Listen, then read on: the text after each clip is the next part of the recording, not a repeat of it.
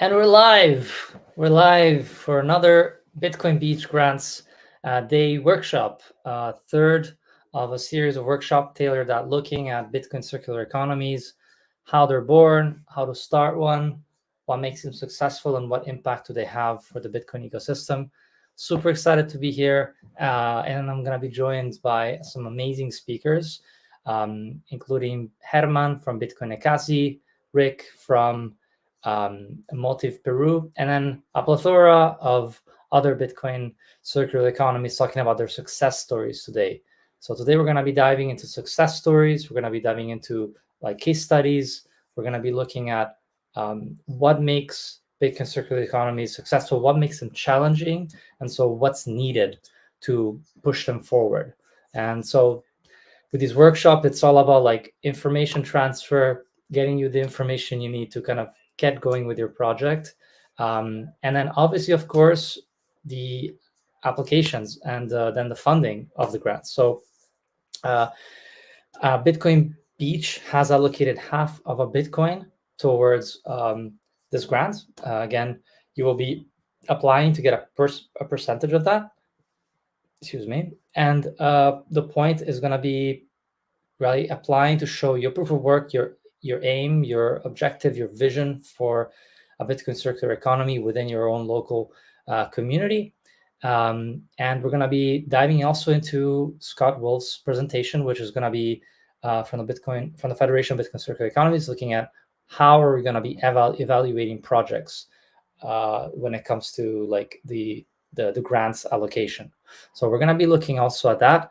A quick view of the grants page. We're actually live right now. So if you go to geyser.fund/grants/8, you'll see the live stream right here. You can also see the description of what is this grant about, why are we focusing on Bitcoin circular economies, why Bitcoin circular economies are how we really work grassroots like Bitcoin does in terms of spreading Bitcoin adoption and enabling the use of Bitcoin not just as a hodling tool but as a medium of exchange. And so here are the lineup for this third workshop day. We've got how to start your circular economy right now coming up soon with Hermann from Bitcoin Ekasi, Scott looking at how to evaluate grant applications. Then we'll have Rick from Motiv looking at the Motiv experience. Then we'll have the success stories with the guys from Bitcoin Arnhem, Bitcoin Berlin, Ekasi, and Bitcoin Jungle. So again, another kind of big picture view here. Where are we? We're in workshop 3. Next week, we're going to be doing a Q&A. Then we're going to leave around 2 to 3 weeks, actually 2 weeks for you guys to apply to the Geyser grants. Then we're going to be, from the successful applicants, we're going to be enabling presentations. So you're going to be giving out presentations about your project. And then we're going to be evaluating them by the end of by the mid of July, we'll have the winners announced.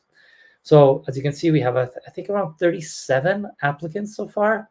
And applying is really easy. Just click on the apply button and you can you'll be able to log in and select your Geyser project directly. So it's really that simple. We have some really interesting lineup projects from all around the world, from Kenya to Indonesia to I've lost count, honestly. There's some really, really good places. So it's really consider applying. It doesn't hurt. Really trying to, if you're trying to foster Bitcoin adoption, Bitcoin education, Bitcoin commerce, and peer-to-peer transfer, this is the grant for you. So have a look at it. Let us know if you have any questions and just continue learning with us. So without further ado, guys, this is the time to welcome our first guest, Hermann from Bitcoin Ekasi. So I'll stop sharing here. Give him the mic. He has, as long as he wants, really, to kind of give us his insight and knowledge of from everything he's built so far. So here we go, Hermann. A pleasure and honor to have you here, man. Thank you so much for dedicating your time. It's really, really, really appreciated, and knowledge and know-how. So I'll leave it to you. Look forward to learn more about what makes circular economy, successful from your experience.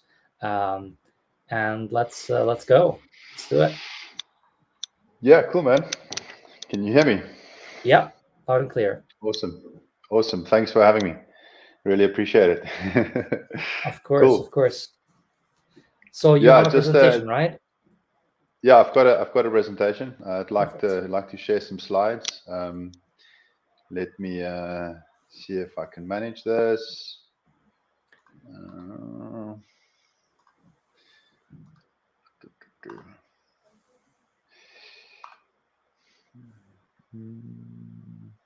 Yeah, as we get set up, we're also going to be yeah, start off with just a bit of intro about yourself, but also be interested to hear what brought you to Bitcoin Ekasi and your yeah, I think that kind of really interesting background that you bring, which is, you have this very this kind of really grassroots grasp of the community. You've been there for a long time. So I think it's going to be a key part of your message, probably. Ooh, that's the wrong person. There we go. Yeah, so I've got your screen. Perfect. Here we go. cool. Can you see that? Yep, it's loading, and I get the presentation out. Perfect. All right, I'll just start it at the right place. That's not the beginning. And there's the beginning. Perfect. Cool. Okay. Is that up on screen? Yep. Yeah, it is. You're live. We get a presentation Awesome. covering the entire page. So yeah, uh, Cool, the man. mic is yours. Thank you so much. Cool, will do. Yeah, so I'll take a little bit of time to chat about a few different things here. Um, I think I'll start off by just giving a brief sort of history of the project that we operate.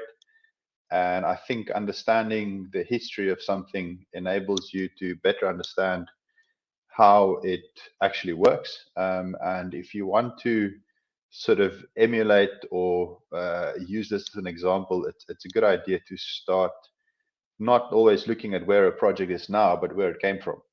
If you can understand where the project came from, it'll give you a better idea of how you could move forward in your own project. So this is the overview. I'll just spend a little bit of time talking about our project, as I said, just to discuss the different elements that brought the Bitcoin Ekasi project into being. It's not these types of projects are not like mushrooms. They don't just grow out of the ground spontaneously. They kind of take a considerable amount of effort and oftentimes pre-existing elements that contribute to their existence. And so I think it's a good place to start. So we'll start with that story, or rather history, just a background, and then in the second half, move on to lessons that I've learned. And this is not an exhaustive list, but I think it's probably the most important lessons that I've learned, and that would be useful to keep in mind starting off. So that's kind of how we'll divide the presentation up into two halves, and then hopefully leave some time for questions at the end, if there are questions. So yeah, let's start Awesome. with the overview. So the first element to keep in mind is the platform that we used to build the project, and there were two different parts to this platform. The first was a business that my wife and I founded in 2010. It's a surfing tourism business, and this enabled us to do many things. But most of all, the business enabled us to start using Bitcoin, and it was not necessarily by choice that we started using Bitcoin. We were put in a position where we kind of had to. And the reason I mention this is because it was very valuable to come from a perspective of having used Bitcoin to solve a problem. So we started the business in 2010. My wife is Russian. We met in Amsterdam in 2008, and she's really the sort of the brains behind the business. I kind of tagged along for the ride, to be honest. So we in 2014, after 4 years of operating, we were put in the unfortunate position of being financially separated from our clients. We encountered problems with international payments due to the majority of our clients being Russian. We were one of the first operators to market South Africa as a destination, and with the initial outbreak of conflict in that area, we were separated from most of our clients. And so in 2015, we started using Bitcoin as a means of payment, as a medium of exchange. Not as an investment vehicle, but as a way to literally send money from one place to another. And we received some payments in Bitcoin, but because the sanctions were not complete, it was not all of them, and that changed in February 2022, obviously, when the conflict escalated.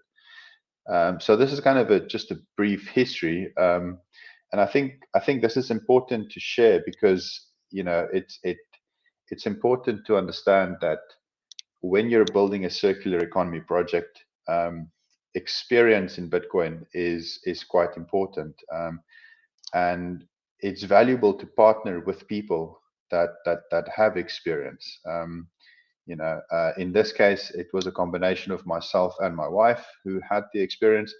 It can be a single person, it can be a friend, it can be a work colleague, but in whichever way you do it, it's very valuable to have a platform of experience in having used Bitcoin, and not to come at it from a position of inexperience, but to make sure that there's someone on the team that understands the background and the mission, so to speak, with Bitcoin being better money. And so the second element that we used, so just to go back, this was the first element. You can call it the first cornerstone. And then the second cornerstone was a non-profit organization that we established more or less at the same time as we started the business, also in 2010. And this was an important cornerstone because this allowed us to build a platform in the community. And when I say the community, I'm talking about the community where today we host the Circular Economy Project. So with the Surfer Kids that we started in 2010, the initial idea was to have a mutually beneficial relationship between the tourism industry, specifically our tourism business, and a community project that benefited the local community, to make sure that our tourism project had a positive impact on the local community. We started the surfing program for children in 2010. It's a project that operates 5 days a week, all year round. We provide surf lessons and daily meals for the kids. The children are recruited from a township, which is obviously a very impoverished community. And the coaches that we recruit, very important, come from the same township community as the kids. And essentially what we do is we teach children proof of work. It's about learning to surf at a high level, and it's a skill that takes many years to learn. And we cooperate with the local tourism industry by providing authentic experiences to tourists. And in doing so, tourists have an experience of something quite unique, while they can rest assured that it has a positive impact on the local community by partnering with a well-intentioned and a well-established non-profit charity organization. So that's a background of the two sort of cornerstones that we used to build the circular economy project on top of. And with both of these organizations being established in 2010, and with Bitcoin having been used in the business for quite some time, you can see how it takes time to put these things in place. And this is really why I want to talk about this, because I think these are the three elements I want to highlight, and it's experience, inspiration, and a community platform. This is what enabled us to build the project, the Bitcoin Ekasi project. You know, perhaps one could look at social media and it looks like the circular economy project emerged out of nowhere, but it certainly did not. It had a history, and it had a foundation that took time to build. And this is not to say that a person wanting to start a circular economy project has to go out and build those foundations from scratch. That is not what I'm trying to say. Those foundations can exist in many places already. What I'm trying to say is that one should go and look for those foundations and build on top of those foundations rather than to try and start a circular economy project from the ground up. It's always a good idea to try and build on top of those foundations. I think that's the important thing to take away from this. This is just sort of a little, you could say, an emoji-like flow chart. So it's experience, inspiration, and then the trusted community platform. And so the experience was the business that we've operated since 2010. The trusted community platform was the nonprofit, the charity organization that we have been operating since 2010. And then the inspiration came through Bitcoin Beach. And that is absolutely crucial because we wouldn't have moved on to create a circular economy project on top of the platform that we had if it was not for the inspiration provided by Bitcoin Beach, because they really showed that it's possible, to do that. So that's a brief background of our project. And you know, if there's anybody watching this, whether it's live or watching the recording, that's curious about some of the details, I'm happy to discuss that in further detail. There are other videos and podcasts that I can share information on. But the point of sharing this is really just to demonstrate that the platform is crucial.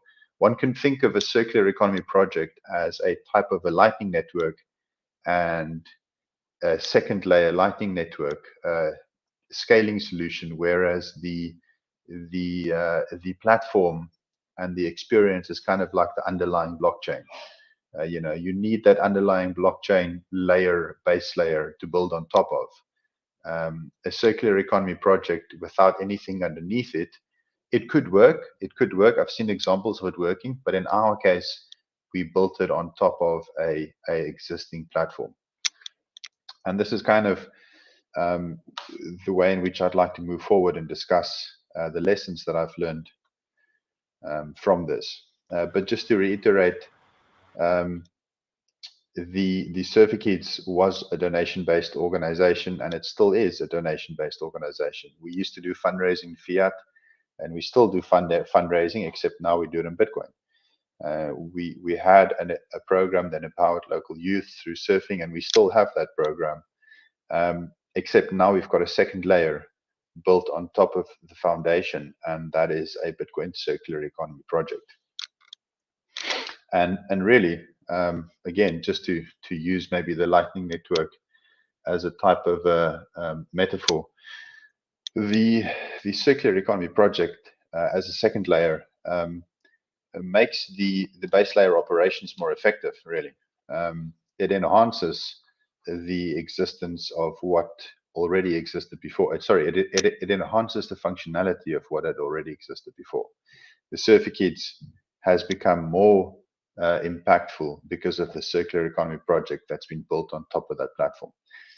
Similar to how the Lightning Network expands the capacity of Bitcoin itself. Yeah, so I'd like to spend a little more time. So that was a sort of the first third of what I want to go through, and I think I'll spend more time on this because this is really important. The lessons that I've learned, or at least the important lessons that I've learned since we started.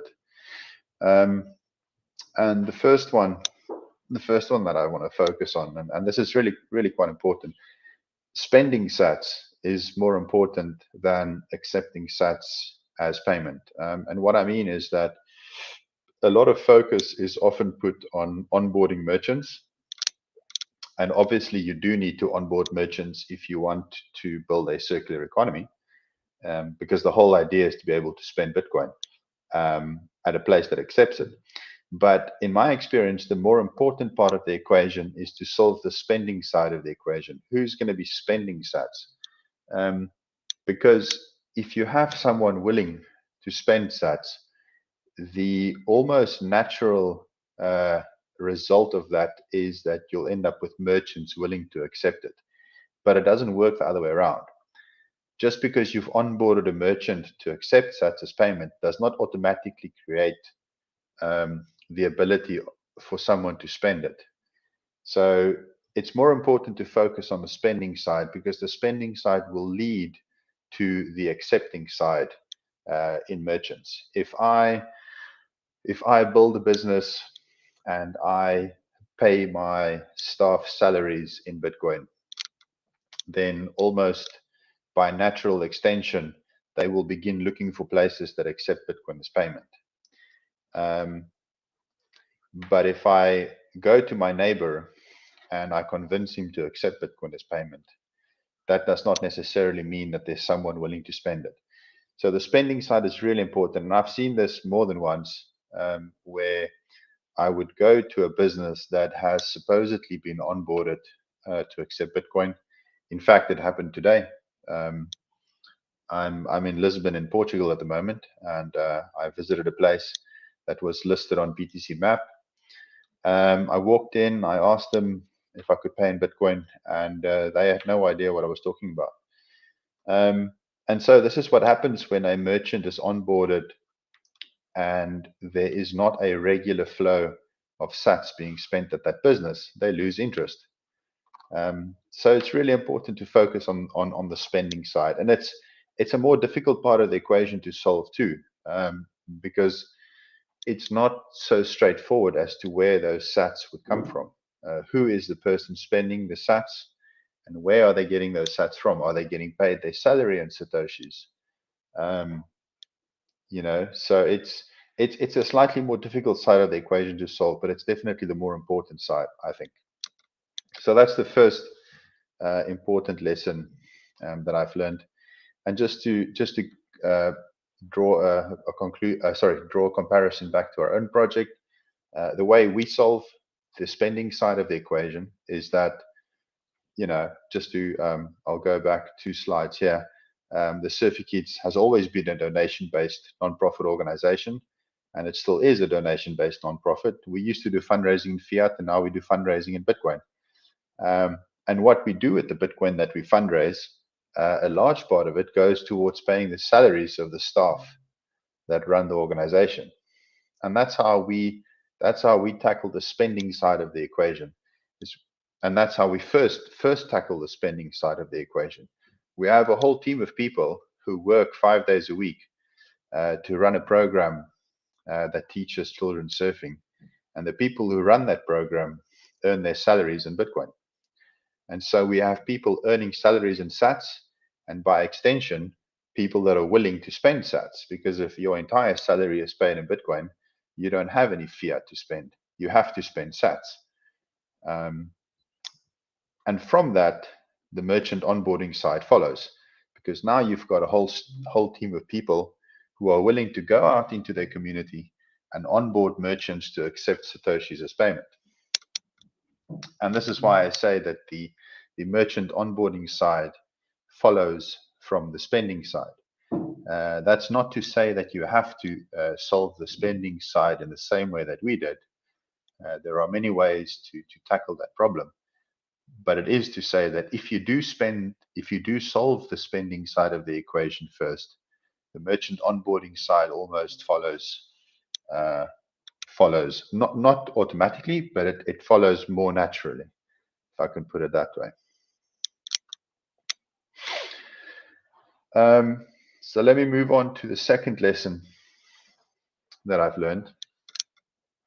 And this one is, I mean, all of these are equally important. I wouldn't say any one of these lessons are more important than the others necessarily, but um, this is certainly one of the first lessons I learned early on, to understand other projects and to take what they are doing and adjust it for local context to what you are doing. So what do I mean by this? Let's look at some examples. We can look at two different examples, perhaps.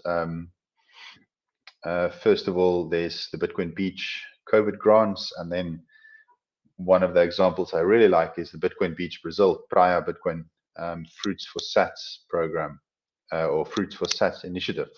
So just briefly, these two initiatives, Bitcoin Beach, obviously in El Salvador, Praia Bitcoin or Bitcoin Beach Brazil in Jericoacoa in the northern part of Brazil. With Bitcoin Beach and the COVID grants, essentially what happened was that Bitcoin Beach had funding which they had received, and if you're familiar with the story, they were approached by a donor who offered to donate Bitcoin on the condition that it had to be spent as Bitcoin. And this was sort of towards the end of 2019, and then in 2020, COVID came. Businesses closed down, and one of the things that Bitcoin Beach did during COVID was to distribute grants to people in Bitcoin and to enable them to spend it without converting to fiat, onboarding shops at the same time. And this was, I mean, as horrible as COVID was and as horrible as the lockdowns were, this actually counted very much in the favor of Bitcoin Beach because it enabled them, it gave them a way to get sats into the local community. And this was a legitimate way to get sats into the community, and it encouraged the flow of sats within the community. It encouraged people to go out and spend sats. People could not work. Only essential services were allowed to remain open.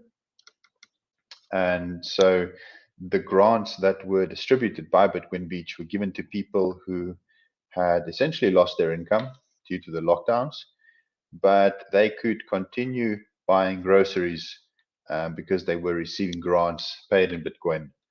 And this is one of the things, in my understanding, that really bolstered the spending of sats.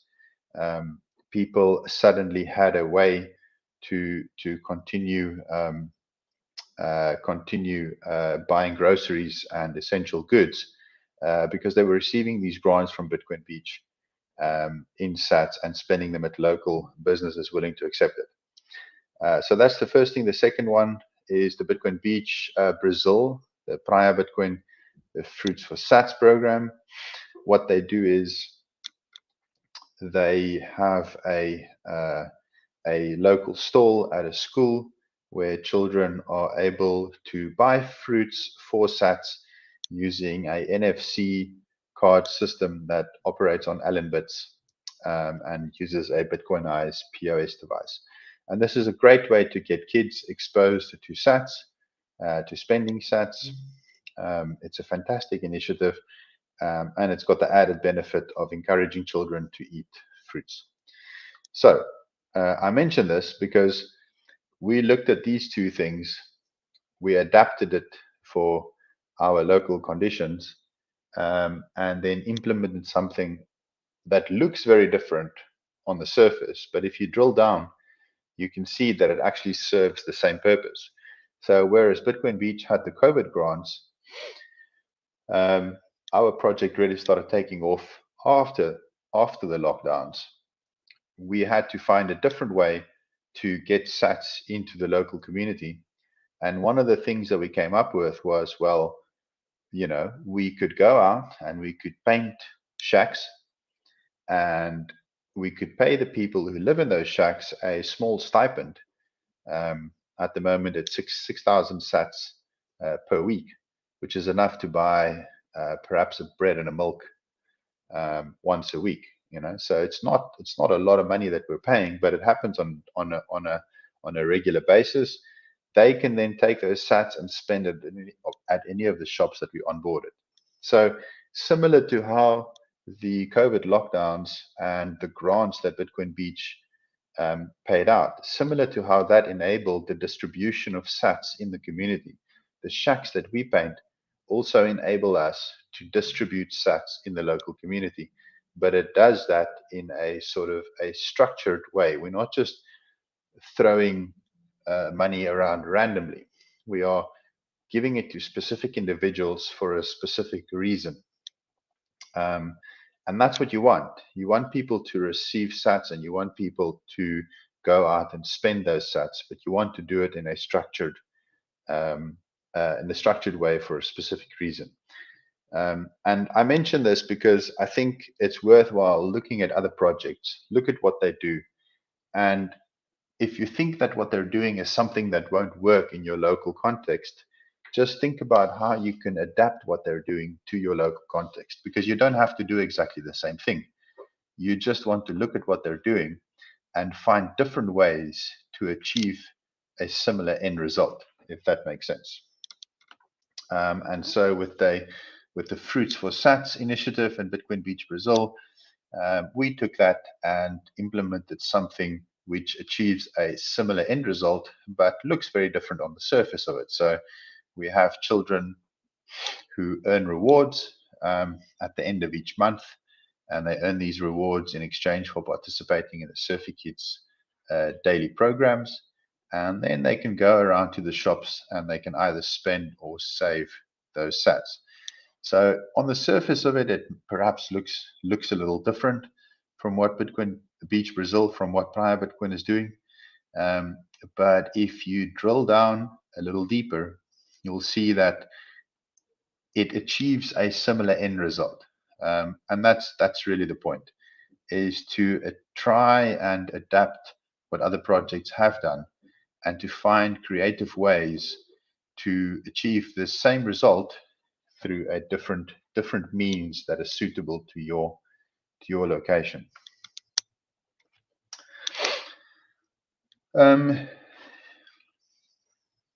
This is the third lesson I learned that I'd like to move on to, and I think this is perhaps a slightly more how can I put it? It's not so easy to implement, but it really is key to success, I think, because oftentimes we can overlook what is already in front of us by thinking too far ahead into the future.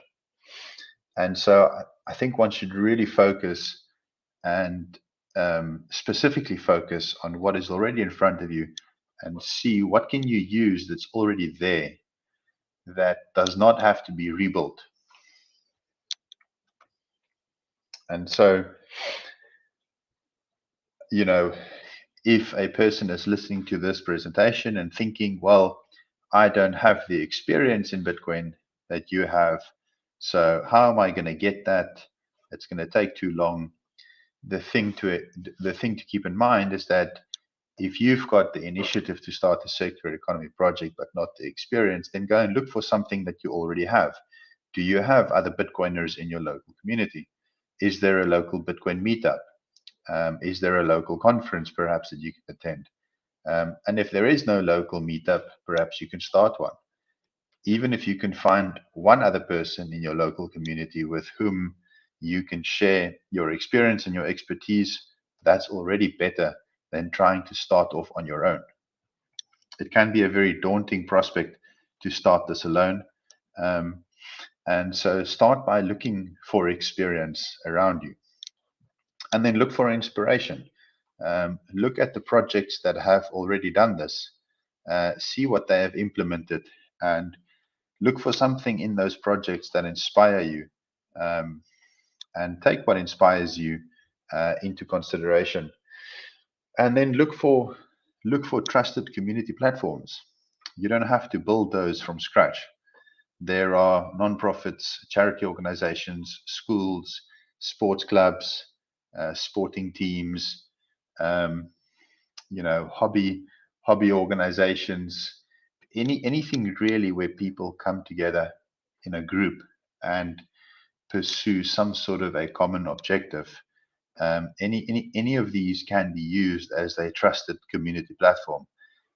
If you can get involved with the organization, and if you can do things that clearly benefit the organization, then that is the kind of platform that you are looking for. And then the final step is, of course, a circular economy project. But I put a big question mark there because I don't think one should actually start with thinking about the circular economy project itself. I think you should start by thinking about the experience, the inspiration, and the trusted community platform. And the nature of those three things and how they come together will probably have more to do with determining the nature of the circular economy project than one might imagine. If you have one type of circular economy project in mind, but the local meetup that you interact with, the trusted community platform that you find, and the inspiration might dictate that the circular economy project could be different in nature than what you had imagined. So don't start at the end, start at the beginning. And I think the beginning really is those three elements: the experience, the inspiration, and the community platform that you decide to work with. And this is kind of, I think, probably the final lesson that I'll discuss. I decided which lessons to focus on, and I didn't want to talk about too many different ones. But this is also really quite important. Oftentimes people are encouraged to think big, but I think when it comes to a circular economy project, it's not that one shouldn't think big, but it's probably better to start small and focus on high concentration rather than wide expansion. A circular economy project is more effective if it is highly concentrated rather than spread out over a very large area. You could be more effective by working with 3 different businesses that are located across the street from one another, as opposed to 10 different businesses that are spread out over an entire city. And that's kind of what I think should be kept front and center. So this is the Bitcoin Ekasi community on btcmap.org. And as you can see, there's only 14 businesses listed in that community. And if you take a quick look at that, one might think, well, that's not particularly big, and you'd be right. It's not particularly big, but that's the whole idea. It's not about the scale of the project. It's about the concentration and the focus, because it's better for us to have 14 businesses that interact with Bitcoin on a daily basis than to have 28 or 42 or whatever the case may be businesses who interact with Bitcoin on a less frequent basis.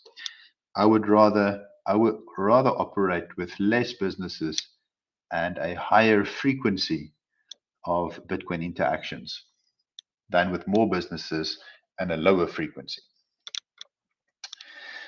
And again, this comes back to the first lesson, which is the spending side is more important than the accepting side. The question of who is spending the sats is more important than the question of who is accepting the sats as payment.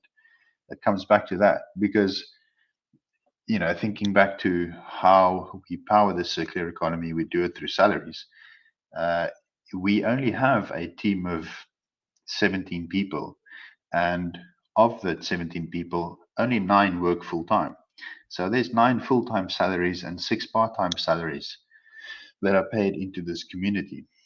And with 9 full time salaries and 6 part time salaries, it doesn't really make sense to onboard more businesses if there is not another source of incoming sats to be spent. And this is what I mean with high concentration rather than a wider scale. And just sort of to finish off with the scale of our project, again, this is a kind of a reality check, because oftentimes things get pulled out of proportion on social media, and people might imagine that what we're doing is this massive big project that's all over the place, and really that's not the case. It's a high concentration in a small geographic location. That has been our focus. There's only about 100, between 100 and 200 people that have a direct interaction with Bitcoin on a daily, weekly, or a monthly basis. And this is after running the project for 3 years. I think that's pretty good progress. But if it sounds small, then you'd be right. Yes, it is relatively small, but it's highly concentrated. That's the point. It is a high concentration of people that all have a very close relationship with one another. And that's the important point to make. I think it's far more effective. And I know it's far more effective because I've seen it in practice, to have this high concentration of people that all operate within a small geographic location. And that's where the sats are flowing. You know, it's perhaps only between 100 and 200 people, but the frequency of the Bitcoin interactions is very high. Most of the people are interacting, more than half, or almost half of the people who interact with Bitcoin in our project do so on a daily basis. And that, I think, is very powerful, is that frequency, that high frequency interaction.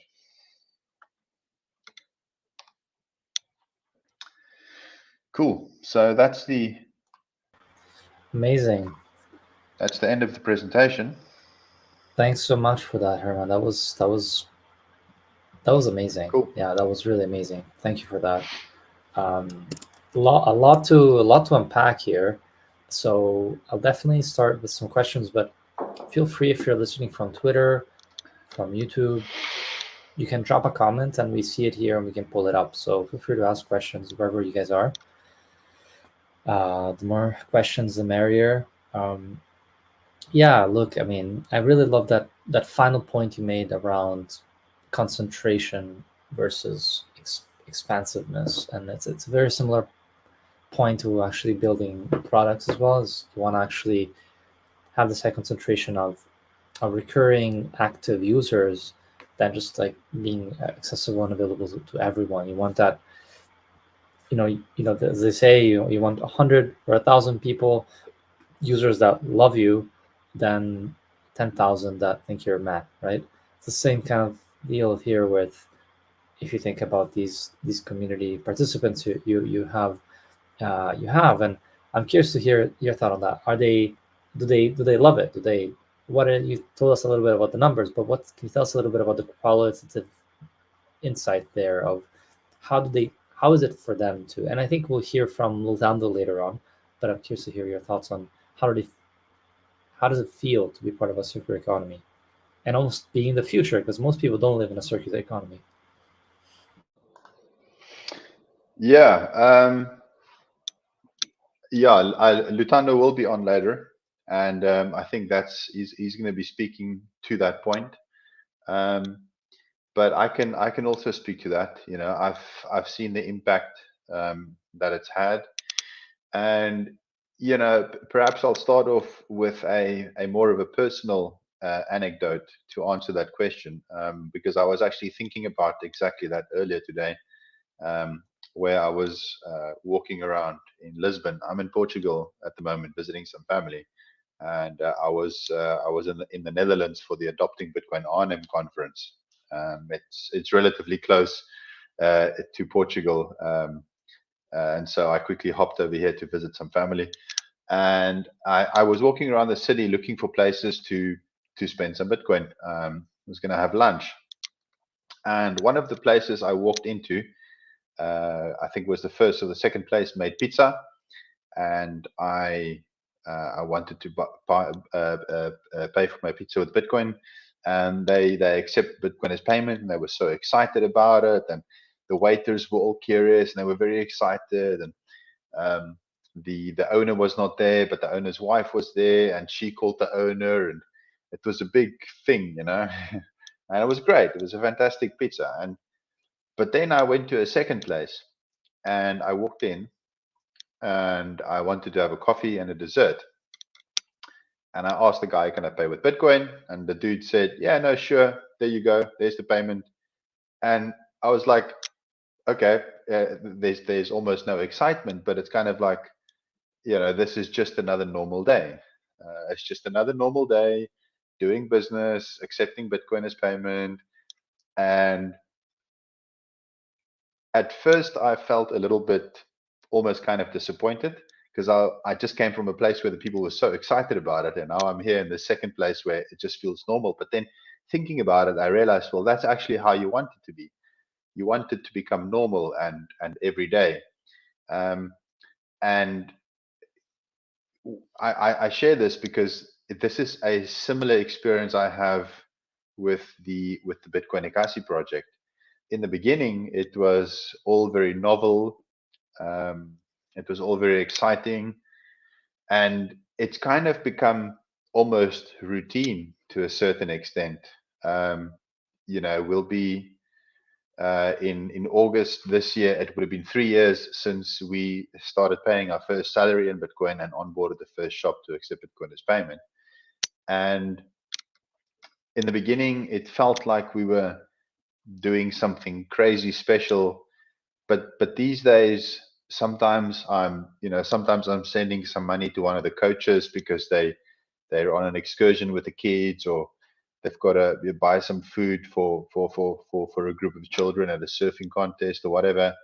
And I'm so busy with so many things that I just quickly send over the Lightning payment, and I get it done, and it's out of the way, and I move on to the next thing. And I sometimes have to stop myself and just remind myself of how incredible that interaction just was. 4 years ago, I never would have even thought that was possible. 6 years ago, before the existence of the Lightning Network, it wouldn't have been possible. And so I sometimes get caught up in how normal and everyday this is starting to feel. And I have to make a concerted effort to remind myself that it's actually still incredibly special to be able to do this. And I kind of see a similar, as I see it in a similar way with the coaches too, where they're starting to treat Bitcoin as just a normal everyday part of their life. And that's actually what I want, and I think it's great. I don't want it to be a novelty. It must just be, this is the money we use because it's better.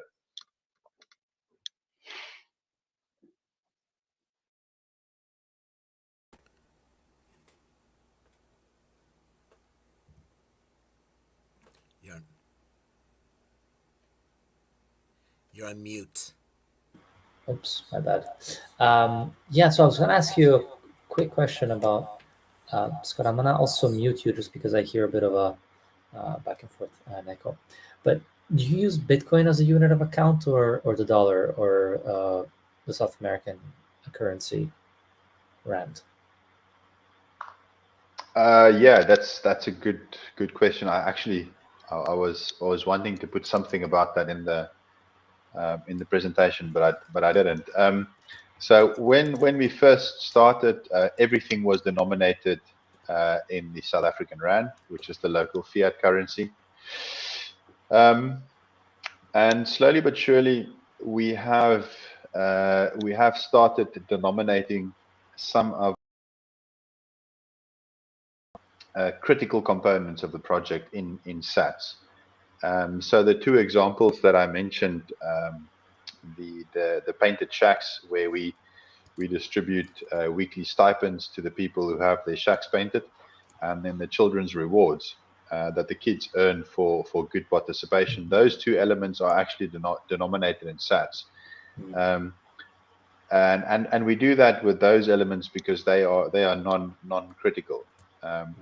But the other components, like the salaries that we pay, those are still denominated in fiat.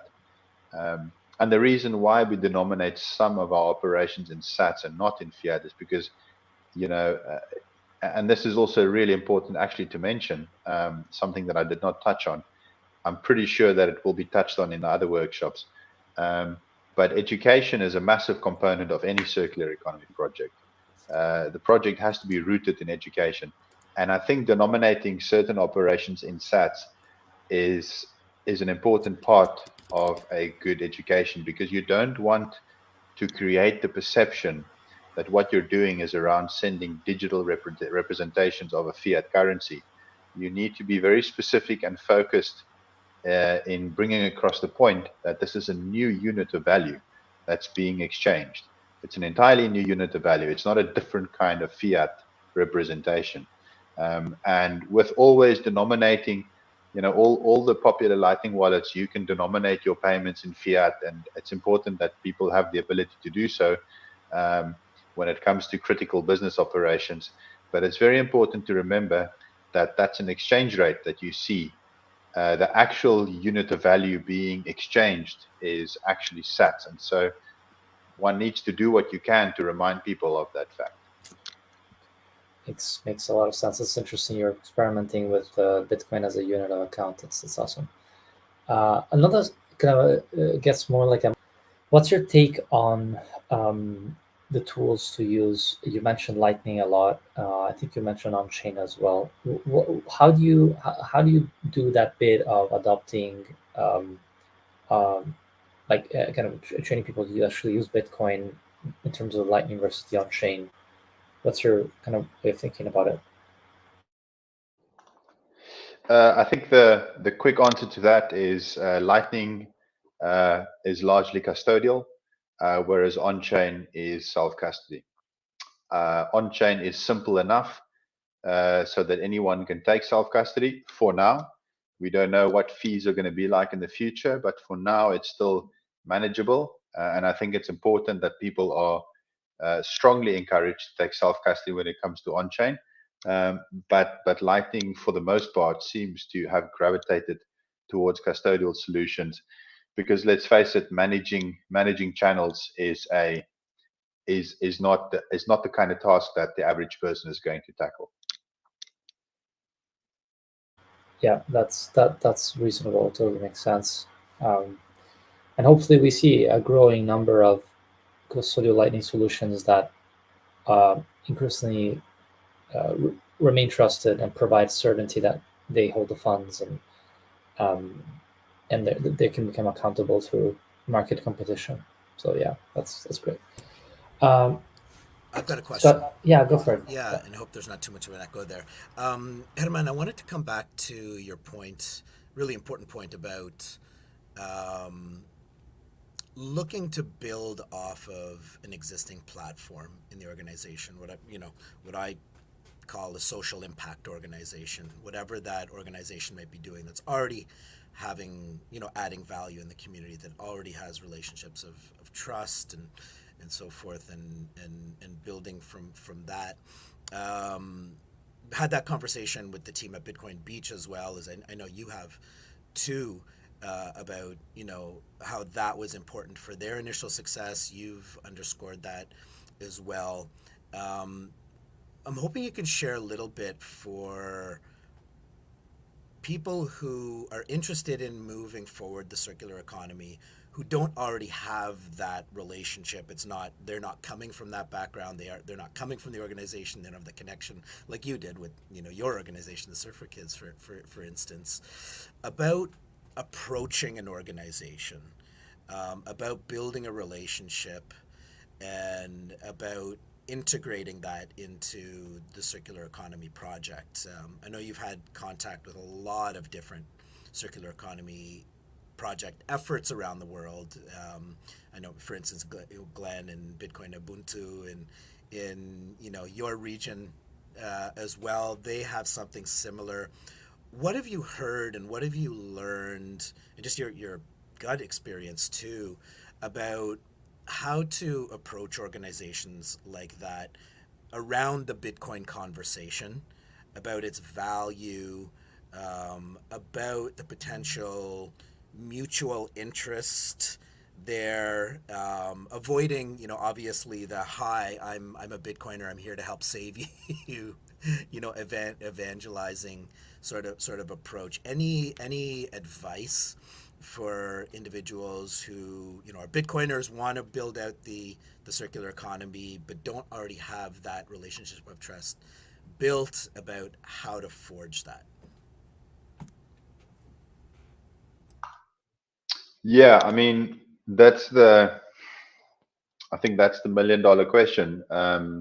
If you want to follow the model that we have followed, again, I just want to reiterate that the sort of the title of the workshop is how to build one of these circular economies, and I obviously tackled that question from my own perspective using the sort of what's the right word? Using the mold that we used. There are different ways of doing it. Bitcoin Witsand is a great example. Arnhem, Bitcoin Stad in Arnhem in the Netherlands is another great example of people who did not do it the way we did, but approached it from a very different perspective. However, your question relates very much to the perspective of the Bitcoin Ekasi and the Bitcoin Beach model. If you're going to follow that model where you use an organization that does social good in the community as a platform. And yes, to your point, if you don't have access to an organization like that, it's not easy or straightforward as to how to move forward and orange pill a community organization. Typically community organizations are quite sensitive to outside influence. A lot of times, people who run these organizations have to have quite how can I put it, an adversarial stance towards outsiders coming in, trying to do good, but perhaps not being entirely honest about what they want to do. And I've seen firsthand that it can be quite difficult. But I think the key lesson that I've learned is to really try and build a personal relationship with whoever is running the organization. I think that's the most important thing you need to be doing, is perhaps not to look at the entire organization and to approach it as an organization, but instead try and approach a key individual within the organization. If it's not the director or it's not the chairman, if it's somebody who's not quite that high up, that's also fine. But as long as you can get somebody in some key position on your side, I think that is a good starting point. So build a relationship with somebody in the organization, preferably the person who runs the organization, and then to emphasize really that, and again, this is where examples like Bitcoin Beach can be very useful. Also, the example of Bitcoin Ekasi can be very useful, potentially, is to point at examples like this and say, look, your operations, whatever it is that you do, can be made more effective if you adopt Bitcoin. This is not something that's going to hamper your efforts. This is something that's going to improve your efforts, if anything. And to really try and emphasize the point that if it does not improve the efforts of the organization, then it's not something that should be done. You're not trying to come in and change the organization. You're coming in to try and offer them a tool to make what it is that they do more effective. If you are running a soup kitchen, if you are running an organization that looks after struggling parents, if you are running an organization that deals with addiction, whatever the case may be, whatever social organization it is, the simple fact that you can start a donation campaign that can accept donations in a borderless fashion from all around the world, that is already a big win from the perspective of any charity organization that is dependent on donations. Because typically speaking, raising money, especially if it's small donations, can be very difficult outside of one's own jurisdiction. When we, prior to starting Bitcoin Ekasi, we used platforms like PayPal to receive donations from overseas, from the US, Europe, whatever the case may be, and a minimum of 5% of all donations were lost to the fees. It's sometimes more, up to 10% in some cases, and I'm not even talking about banks. And so being able to do fundraising through Bitcoin and Lightning is already a win if it's just from that perspective. Plus the fact that there's always a minimum threshold for how big a donation needs to be. Whereas again with Bitcoin, there is no minimum threshold. Somebody can send $2 if that's all they can afford. So that's normally enough to at least get a person to listen. If you're talking about a charity organization, it's a foot in the door, and I think that's what one has to focus on. Is try and focus on the fact that there are organizations that have done this, where the circular economy project has made the base layer operations more impactful rather than detract away from it.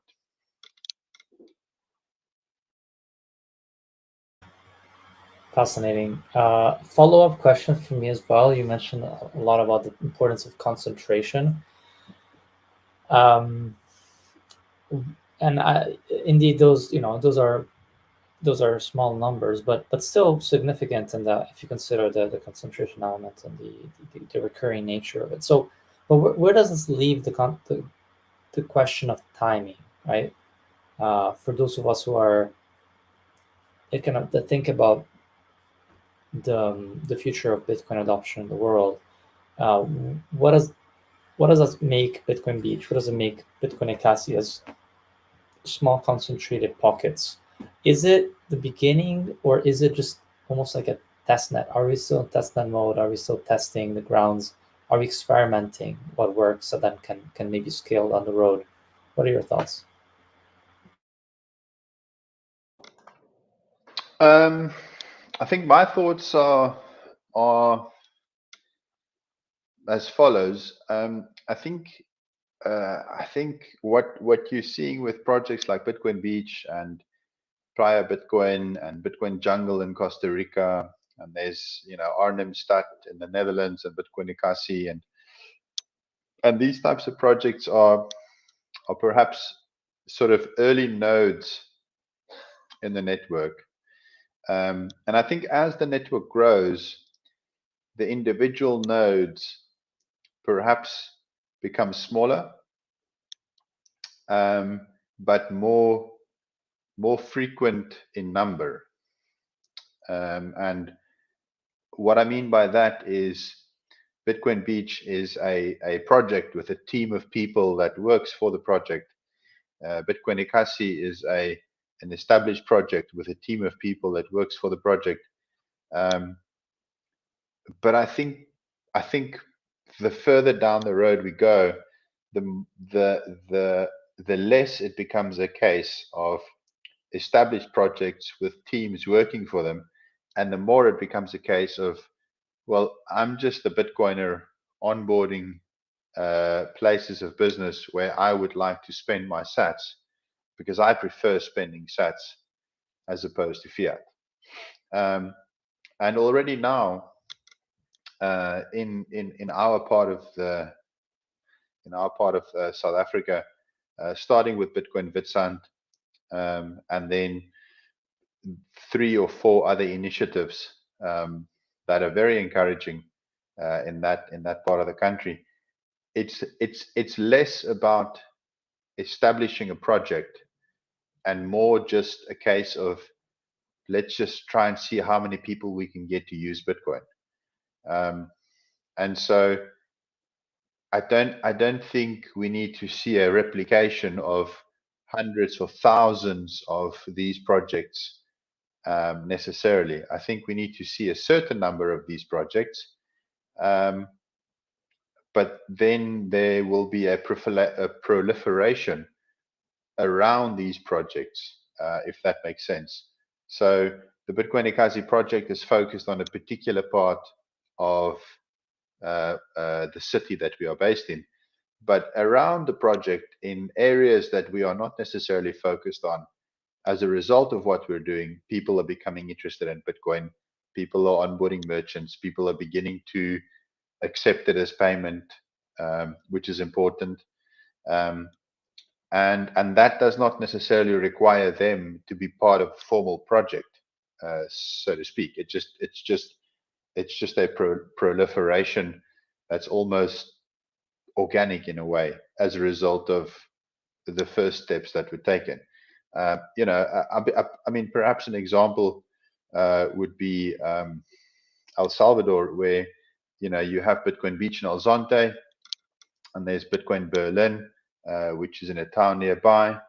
But you don't need a formal project in every single city and every single town in El Salvador to make Bitcoin used as a daily form of money. And so perhaps as much as we want to see these projects replicated, I don't think we need to have these projects replicated in every single town. We need a certain number of them, and that will hopefully push us over the threshold. Gotcha. So the circular economies are more like hotspots, right? Hotspots for experimentation, for initial adoption, for the success story that then can be told and then replicated, and like for merchant adoption as well. Nice, love it. Sorry, just on that point, I posted a video on Twitter at the end of last week of a school in South Africa where the teachers, students, and parents in that school decided to adopt Bitcoin as a medium of exchange for their Entrepreneurs Day. And so many schools do this as part of their curriculum. The children will learn about economics, they will learn about finance, and then they will go out and they will have a sort of a mock-up of what a real market would look like, and they would all exchange value with each other. And sometimes they would use, most of the time they'd use the regular fiat currency, but in this case, this particular school chose to use Bitcoin. However, the teachers from the school, they sent me the video and they asked that I post it on Twitter, but they specifically asked that I don't mention the name of the school, and they specifically do not want to become a formal project as such. So they're using Bitcoin, they're choosing to use Bitcoin, they're choosing to implement it, but it's not in any sort of structured way where they're establishing a formal project. It just becomes everyday money. Makes a lot of sense. Awesome. All right. Well, Hermann, it's been amazing. Do you have any last final words to say? Obviously, it will drop again here where people can find you. But if there's any kind of last words of wisdom or advice for people that want to get started with their own Bitcoin circular economy, if you have any final thoughts for them. I think perhaps just to reiterate the point that you don't have to start from scratch. If there is an existing project, see how you can contribute. And I think again, you can build a circular economy project around almost anything. You can start really small, and perhaps this is the last thing I'll mention. When we started, we literally started with one shop that accepted Bitcoin as payment, and we had one team member who got paid only 20% of their salary in Bitcoin. That was where it started, and that's all you really need. It's literally one person earning a small percentage of their salary in Bitcoin, and one merchant where they could go once a day, every second day to spend something in Bitcoin.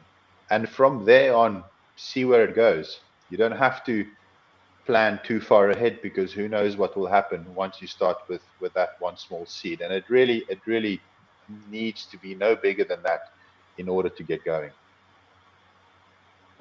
Beautiful. Yeah, start small, stay humble, right? Seeing a pattern here. I love that. Thank you so much, Herman. This was really, really insightful. Thank you again. Um, we'll probably hear from Lutando later on today, so looking forward to learn more about that then. So yeah, so we'll drop you off, and next up we will have Scott. Thank you so much again. All right, I'll drop you off here. Perfect. So, Scott, what did you think? I think you're on mute. There we go. There we go. No, fantastic. Obviously, there's so many important pieces that came together to get Bitcoin Ekasi to where it is at this point. And obviously, it's nowhere near where Hermann, Lutando, and the rest of the team think it can go over the next little bit. But to his point, it's like, get started, start small, and just to continue to build methodically. Amazing. No. You're muted. I love speaking in mute. I love it. I muted you, by the way. Yeah, I just love all those little snippets of knowledge and wisdom he brought in, and also the big perspective of the. Let me just review here. What did he call them? Talked about the experience, inspiration, and the community platform. That was really, really insightful. And it relates a lot with actually what you're going to be talking about, which is the criteria for evaluation, because the experience relates a lot to that proof of work element. The inspiration is more like, okay, you're inspired by Bitcoin Ekasi or Bitcoin Beach, and then you have a plan, right? You have a vision. So the inspiration helps to create a vision, and then the community platform is kind of what makes it sustainable, what makes it into a project that can keep on giving, and it's based on a real local reality. I thought that was really, really insightful. So good stuff, man. So let's move on. We have Scott Wolf talking about the evaluation of the Bitcoin Beach grant. So here I am now. Let me get my slides up. Yep. Try this here. Let's see if I can make this work. Nope.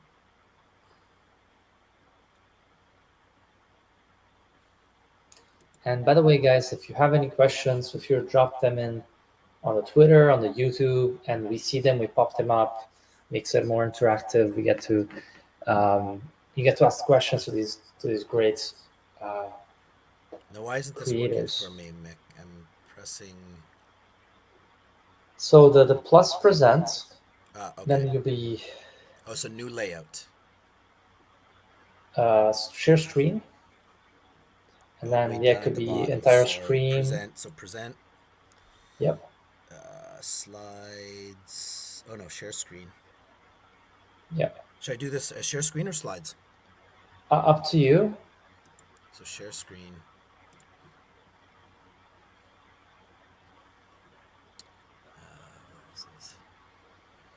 Here we go. Share.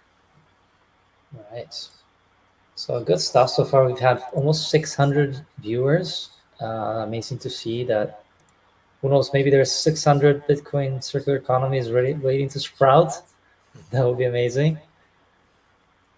There will. All right, and I think you're good to go, Scott. All right. So this is not going to be as inspiring as everything that Hermann had to share, but it's important stuff.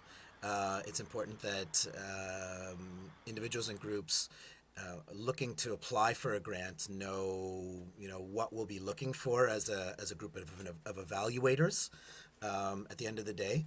And I'm going to walk through a few slides. Hopefully this won't be very long, maybe 20 minutes or so, and I can take some questions at the end. And then again, a reminder that we're intending to host a Q&A, questions and answers session next Wednesday, the 5th of June.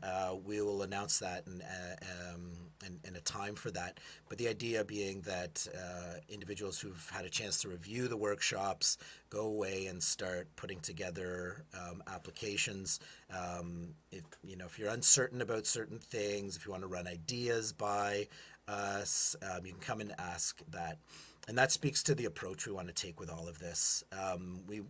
We don't want this to be a rigid, here's the information, go away approach. We want this to be collaborative. We're all learning as we go through this.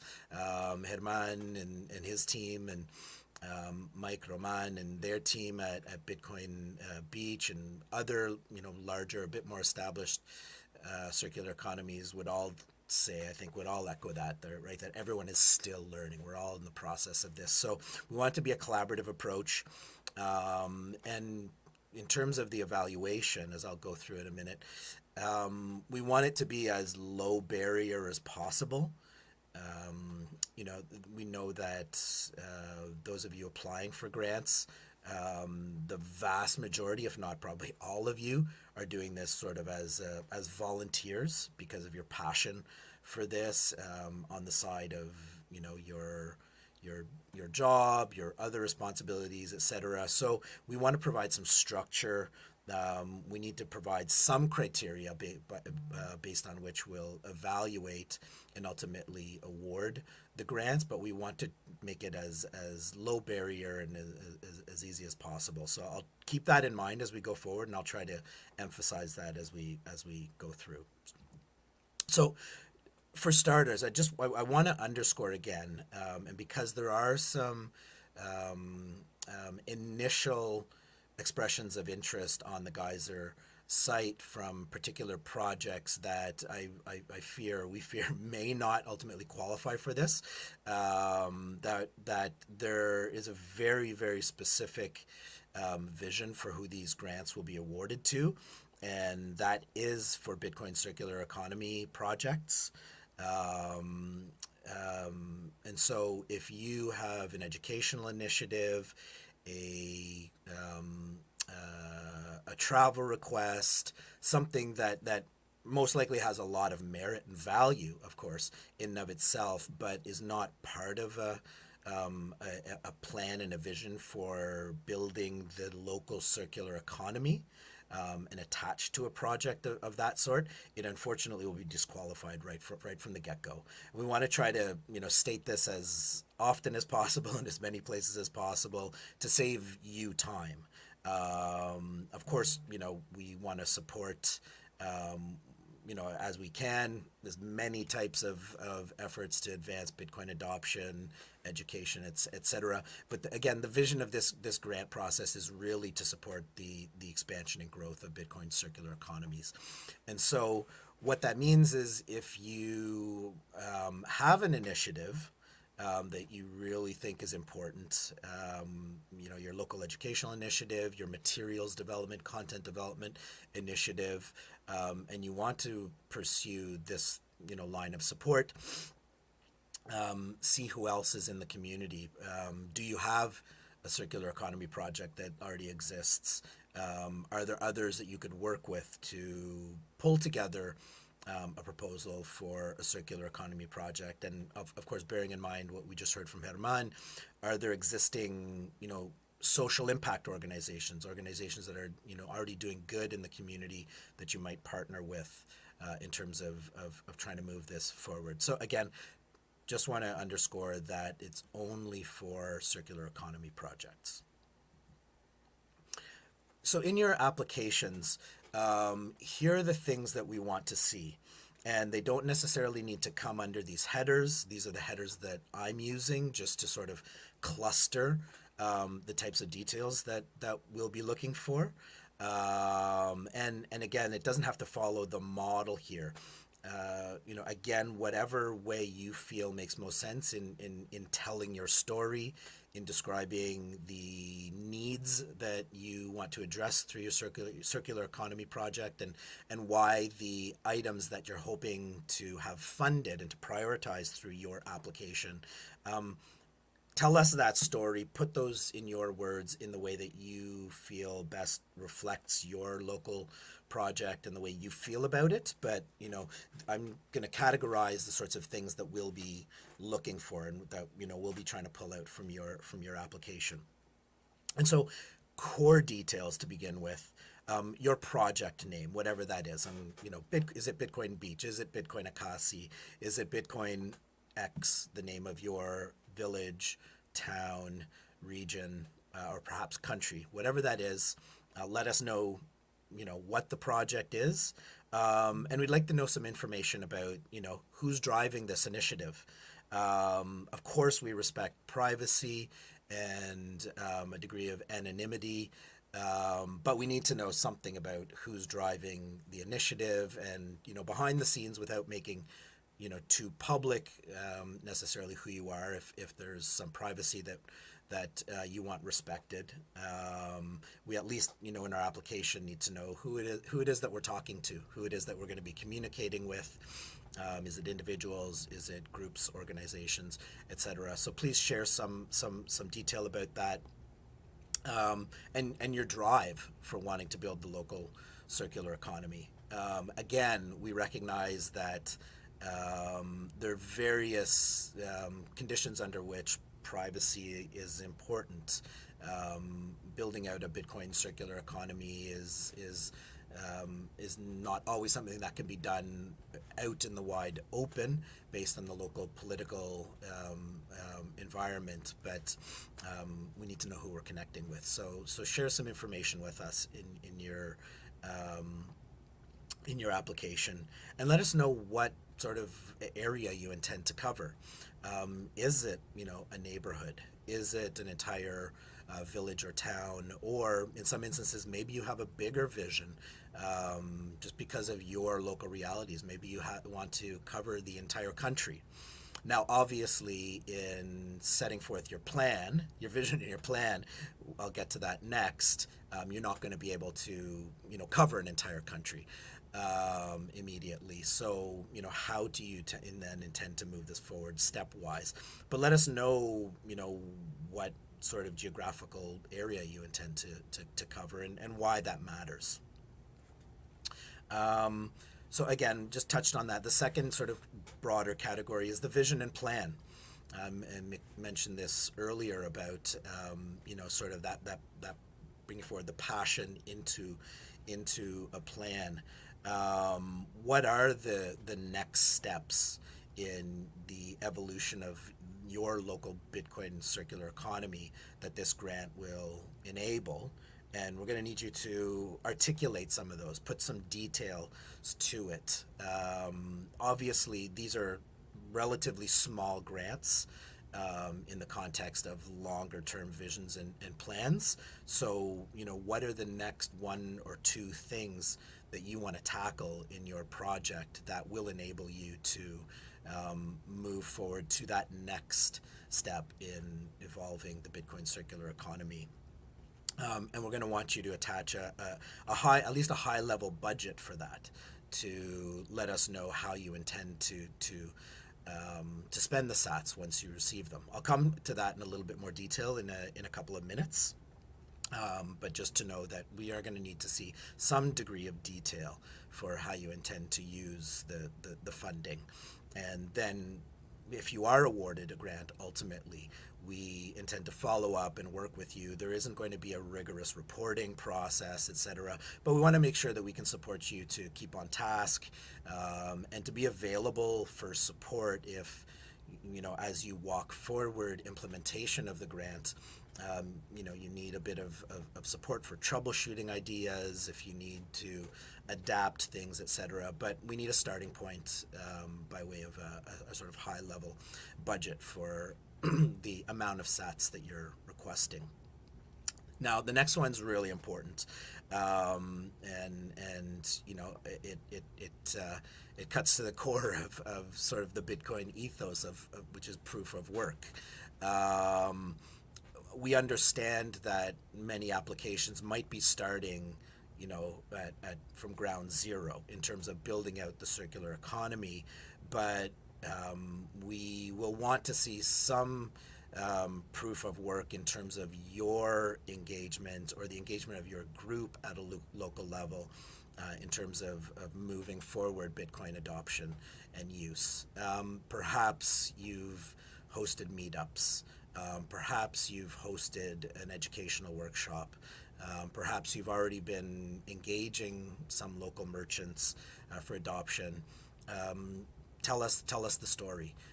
Tell us what you've done to date, your partnerships, what you've been able to achieve so far. Numbers always help to tell the story. So if you do have those, for instance, you know that you've held a couple of workshops of 5 or 10 students.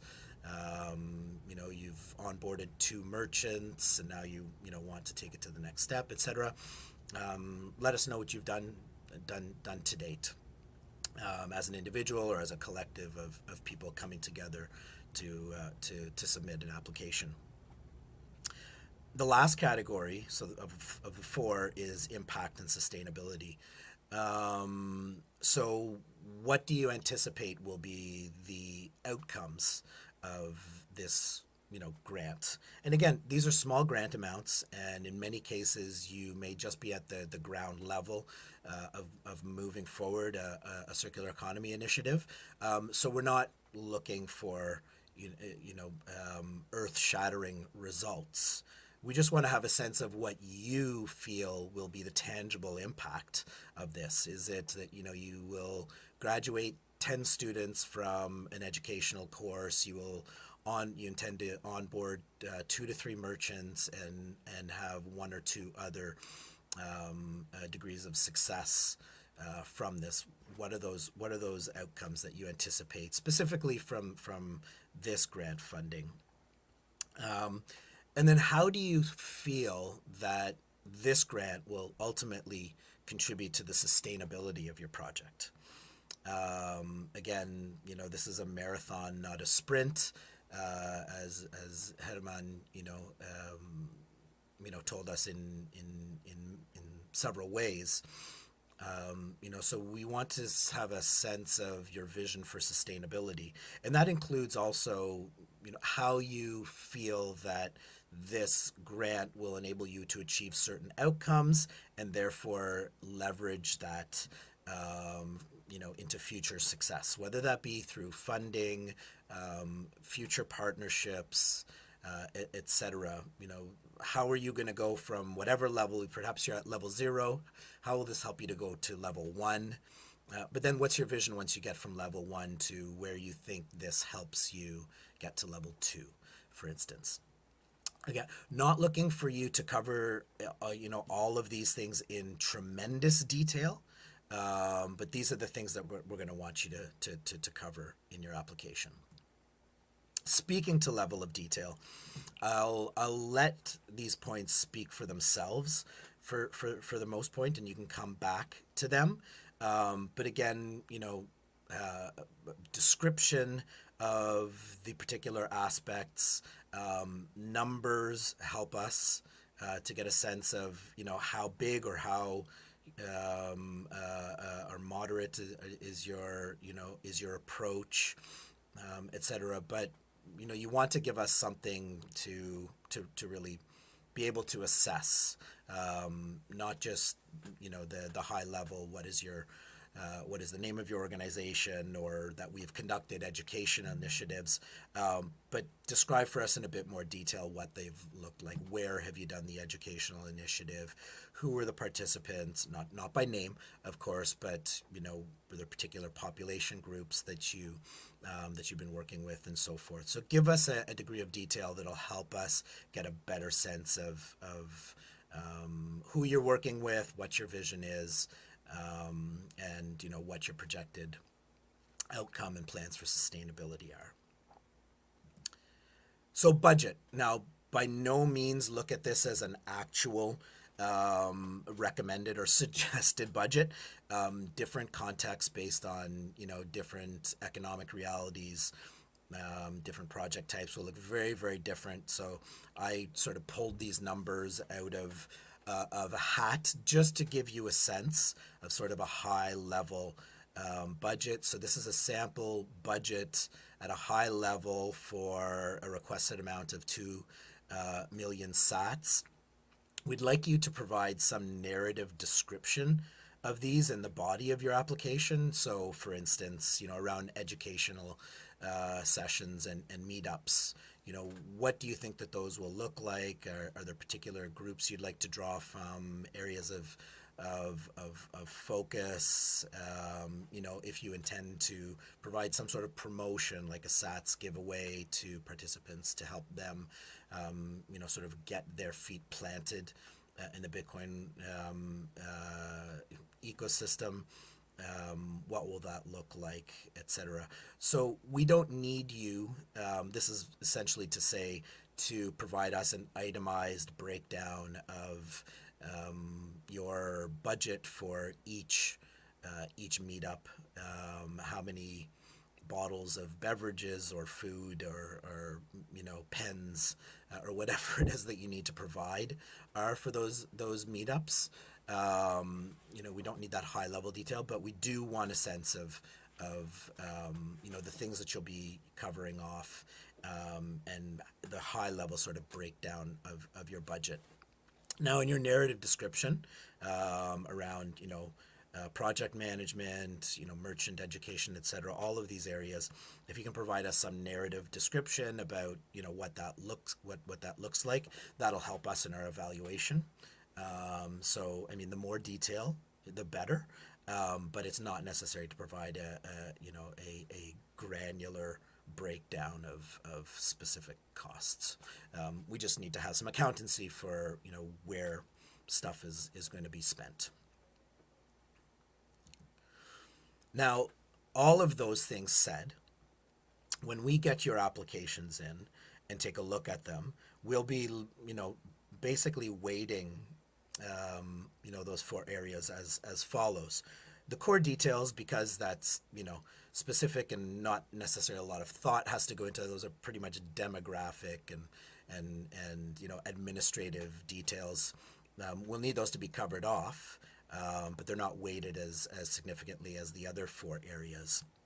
We'll be using sort of an even basket of assessment to evaluate applications based on those other 3 areas. So, you want to put, due attention into all of them. If there is a sort of weakness in one of those areas, just know that could potentially affect your application overall. And again, if you're struggling with one of those particular areas, could use a little bit of support, reach out to us, bring questions to the Q&A, and at any point up to June 19th, when the application deadline ends, if you want to discuss them, send us a message. Any of the 3 partners, send us a message on Twitter, on Noster, reach out to us via email. Whatever way is best, and we'll do our best if we don't have an immediate response to connect with an existing sage like Hermann or Roman at Bitcoin Beach, and to try to get a sense of what's the best advice that we can give you based on our collective knowledge. So again, we want this to be a collaborative process, but please pay attention to all 4 of these areas in terms of the evaluation. That is really it in terms of the process. Again, at the beginning of the workshop, Mick pointed out that after the Q&A session next week, you have about another 2 weeks until June 19th to submit applications. We're here to field questions and provide support throughout that process. Then we'll be taking a look at those and evaluating them based on the criteria that I've just outlined for you, and aiming at some point in July to be making the announcements of grantees. Following that, that's not the end of the process.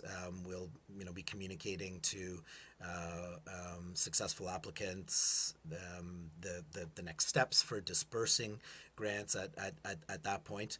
But we'll also be implementing a process for follow-up, so that we aren't just dispersing funds and then that's it. We want to keep in touch. We want to work with you throughout the process to help all successful applicants achieve success, and so that we can continue learning and growing from this point moving forward. If you want other ideas for inspiration to take a look at and hear from other existing Bitcoin circular economy projects that have been at this for 2 or more years, again, we have stories and resources on the Federation of Bitcoin Circular Economies website. There's the link, and just go to the resources section. And I'd also recommend tuning in to Bitcoin Beach's circular economies sessions. That's the link to all of the past sessions on YouTube. You can also find them embedded in the timeline of their X or Twitter handle as well. But there's a lot of great, knowledge and experience and insights about different ways of moving forward a Bitcoin circular economy project from those past sessions. So we recommend digging into those for inspiration as well.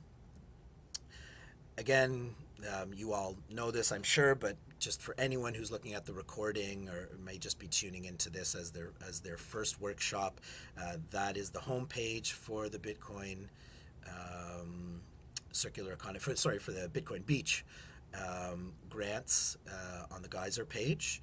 And again, best wishes to all of you putting together applications, and looking forward to answering any questions that you might have to help you move forward.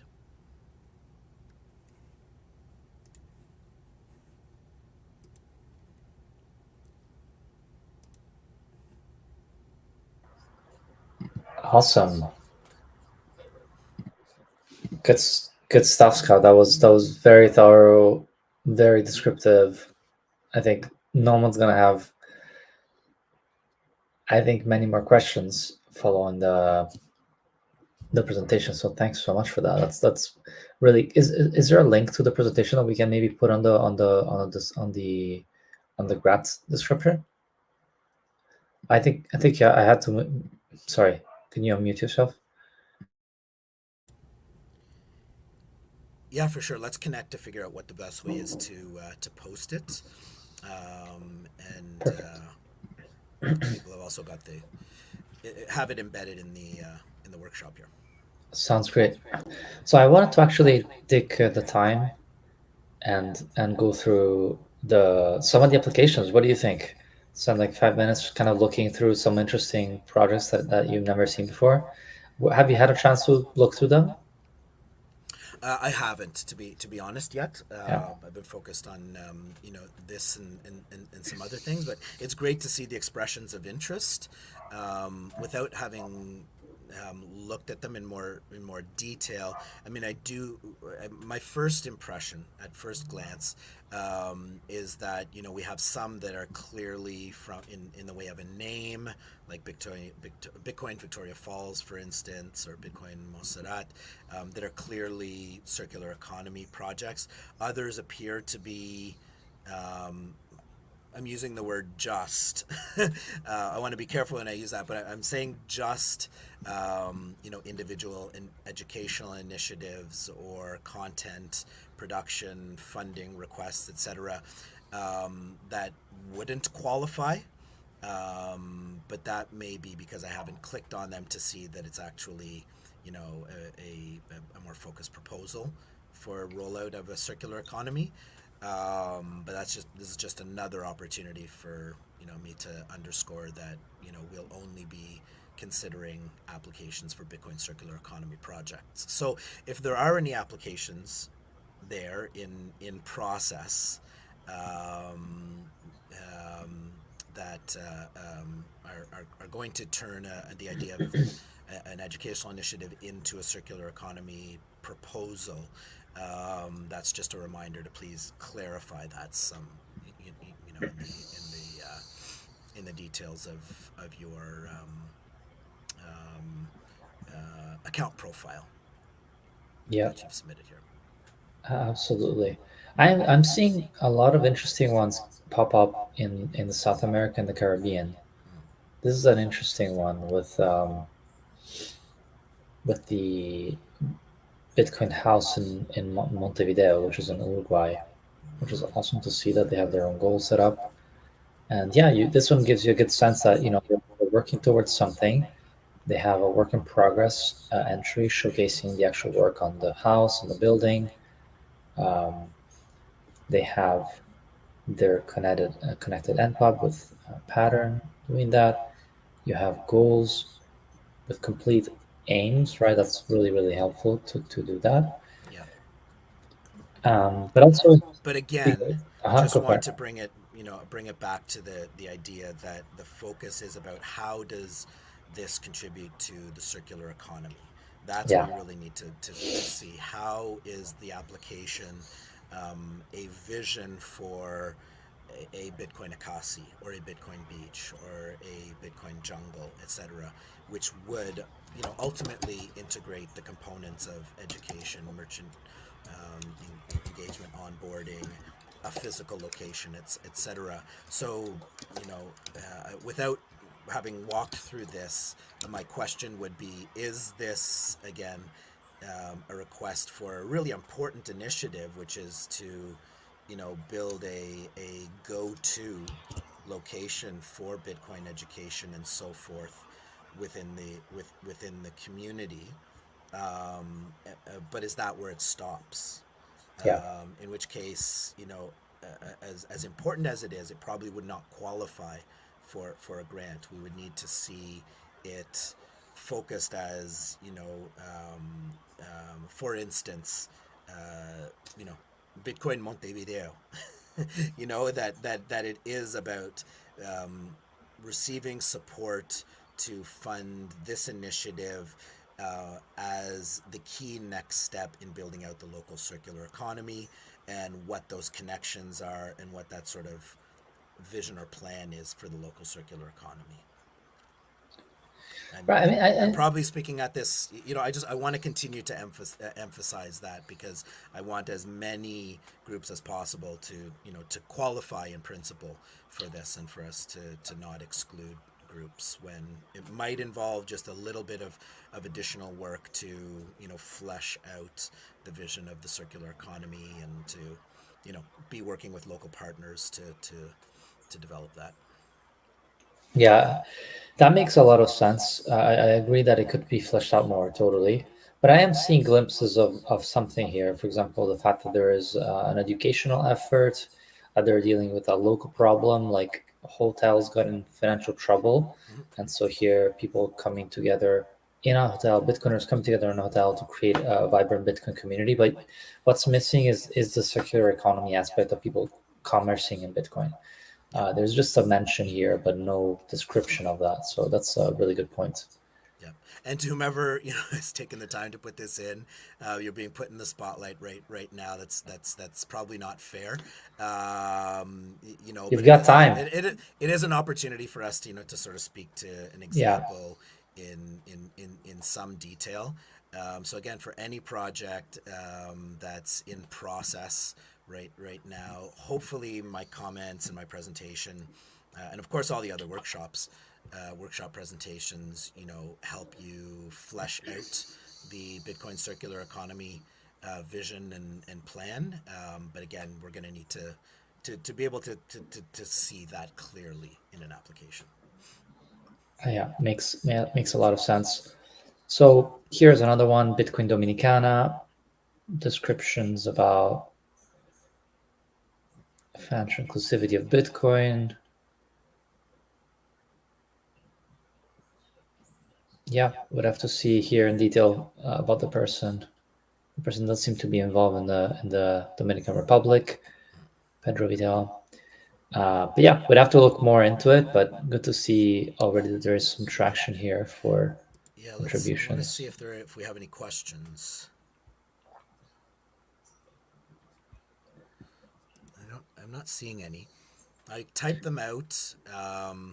And when watching this, please feel free to DM us on Twitter with questions. Send them to us directly. Email them, etc. In case you missed earlier, we'll be hosting a Q&A next Wednesday as well, June 5th. In case you want to pop in and ask any questions. Yep. Yeah, absolutely. Bitcoin Indonesia seems to have a lot of content, which is awesome to see this. A lot of description of the educational efforts and the Mm-hmm. have to see more into the actual economy bit, but there seems to be a lot of things you can buy. I think they have a workshop, sorry, a co-working space, which could be exactly that kind of what you need to kickstart an actual community platform, right? That Absolutely. Yeah, absolutely. And again, these are small grants, and we expect that no applicant is going to be able to effectively touch on all aspects of a circular economy. It'll be hard within the context of what's being made available here to simultaneously do education, merchant adoption, meetups, building a space, etc., within a smaller amount of time, all at the same time. yeah. What we're looking for, though, is that there's a vision for building all of that and how the money you receive, the sats you receive through this, are helping you take those next steps to build out that circular economy. Agreed. And to do that, you can write these entries, which are long form articles to kind of really crystallize your vision for the project as well. I think what we're going to do as well is we're going to put together a little template so that you can use to almost apply to the grant using that template through one entry alone. What do you think about this idea, Scott? Yeah, absolutely. Okay, great. Perfect. We'll make sure to work on that so that you can just write one post and I will kind of provide a way for you to reply to all the different key criteria that we have in mind. Yep. So perfect. So if there aren't any questions, I think we now have a break, don't we? Yep. Rich from MotivPeru is joining us in an hour or so. Yep, that's right. So let's take a quick break. We'll be back in exactly 1 hour and we'll be kicking it back up with Rick. Scott will be leading it, right? Yep. Fantastic. Happy to. So, So for anyone who's here or anyone who is intending to tune into to the next bits of session, we're leaving the recording live right now. It'll be on pause for the next hour. This is your intermission, as it were, and then we'll be back in about an hour to get started again with the next part of the workshop. And you're going to just pull up the schedule, I think, for... yeah, happy to do that. Okay. All right. Well, thank you all. Well, we do have some comments here. Where do we share draft of our applications or do we start by posting on Geyser page? Yeah, so you start your application by creating a project and applying as you've done, Bosa. And you can also create entries that try to tackle all these questions that we have, like proof of work, what's your vision, and some of the other points that Scott highlighted. I suggest you go back to the presentation. We're also going to make the presentation available and maybe also the slides directly available in the project description. And yeah, you can write an entry for that. That will allow you to describe your project in detail, your vision in detail, et cetera, et cetera. Anything else you want to add to that, Scott? No, I just want to make sure by way that's clear for everyone. And so maybe if you could walk through it again. So the way that the platform works, as I understand it, maybe just clarify this, is you can set up a Projects. profile, a project, but then that project can have multiple. It's like a blog post for your project. Okay, can have multiple, and so one of the posts Yeah, can be the actual application right. for this grant, and the That's right. project itself can have other posts which are intended for other purposes, for crowdfunding, support from the broader community, etc. So Yeah, or the maybe project deep is sort of the diving core in an pillar. That's your update. profile. Yeah, that's right. The project is the pillar, like you said, and then the application could be the actual entry. But if you don't have, if it's a little bit more scattered, we're gonna have to be a little bit more digging around for information. So the easier you make it for us to see all the information in one post, the better, the easier it is for us to actually evaluate. Right. I wouldn't quite make it maybe a requirement just because people are, Yeah. we haven't made that explicit since the beginning. But if you have that, and we will provide a template for you to use, it's going to help us a lot.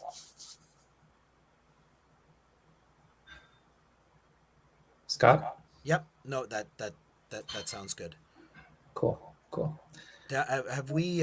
That's Bosaland. Have Does that answer? I'm not sure if you're still there. If you want to type out, or does that answer your question? Enough? Are you They've clear typed it from enough? YouTube, so we'll Oh, see it if did. the Okay. answer from YouTube again. Okay. But I think it does. If you have any question, please feel free to drop another comment from YouTube, uh, or we can answer it in other ways as well. All right, guys, we're gonna take a pause here, take a break, and we'll be back in an hour with Rick from Motiv. So that's 2 p.m. Eastern time, 6 p.m. UTC.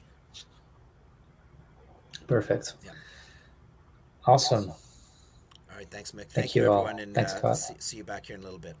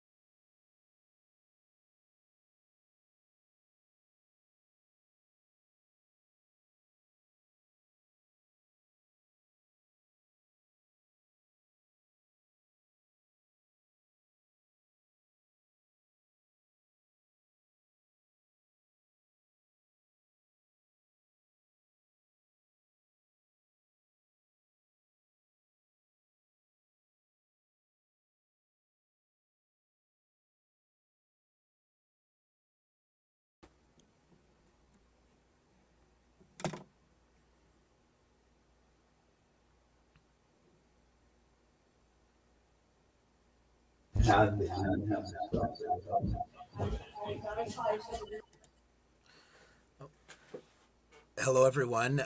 We'll get started again. Thanks for those of you who are holding on, and Rich, thank you to you for waiting in the wings there as we had a pause. Let me make sure everyone can hear me. We're about to get started again. We have one more presentation from Rich Switzer from Motiv to talk to us about their work and success building Bitcoin circular economy, or circular economies. I should say, rather, because they're working in more than a dozen communities throughout Peru. We'll hear from Rich in just a moment, followed by hopefully 2 or 3 guests from other Bitcoin circular economies who will tell us some of their success stories. And then as we go along, please feel free to type any questions into the comment box, or on whichever platform you're watching from, and we'll do our best to get to them. We did have a couple of questions while we were on break. Just looking at them, one asking about submitting applications in advance for review. We'd be happy to take a quick look at applications in advance, just to see if there's any feedback that we could provide. Our capacity is limited to provide a thorough review, but if you'd like to send us something before the June 19th deadline, I'd ask you to please submit it to us by email, and you can DM us as well, just to draw attention to it. If you could try to do that by, I would say, June 10th or so, just to give us a few days to be able to take a quick look and send you any feedback. And in order for you to be able to incorporate any changes and submit by the June 19th deadline. But yes, we're willing to take a look at something and provide some feedback. I think that was the only question while we were missing. I'm going to invite Rich up to the stage now, and we'll get started with his presentation. Let's just see if we've got Rich there. One moment.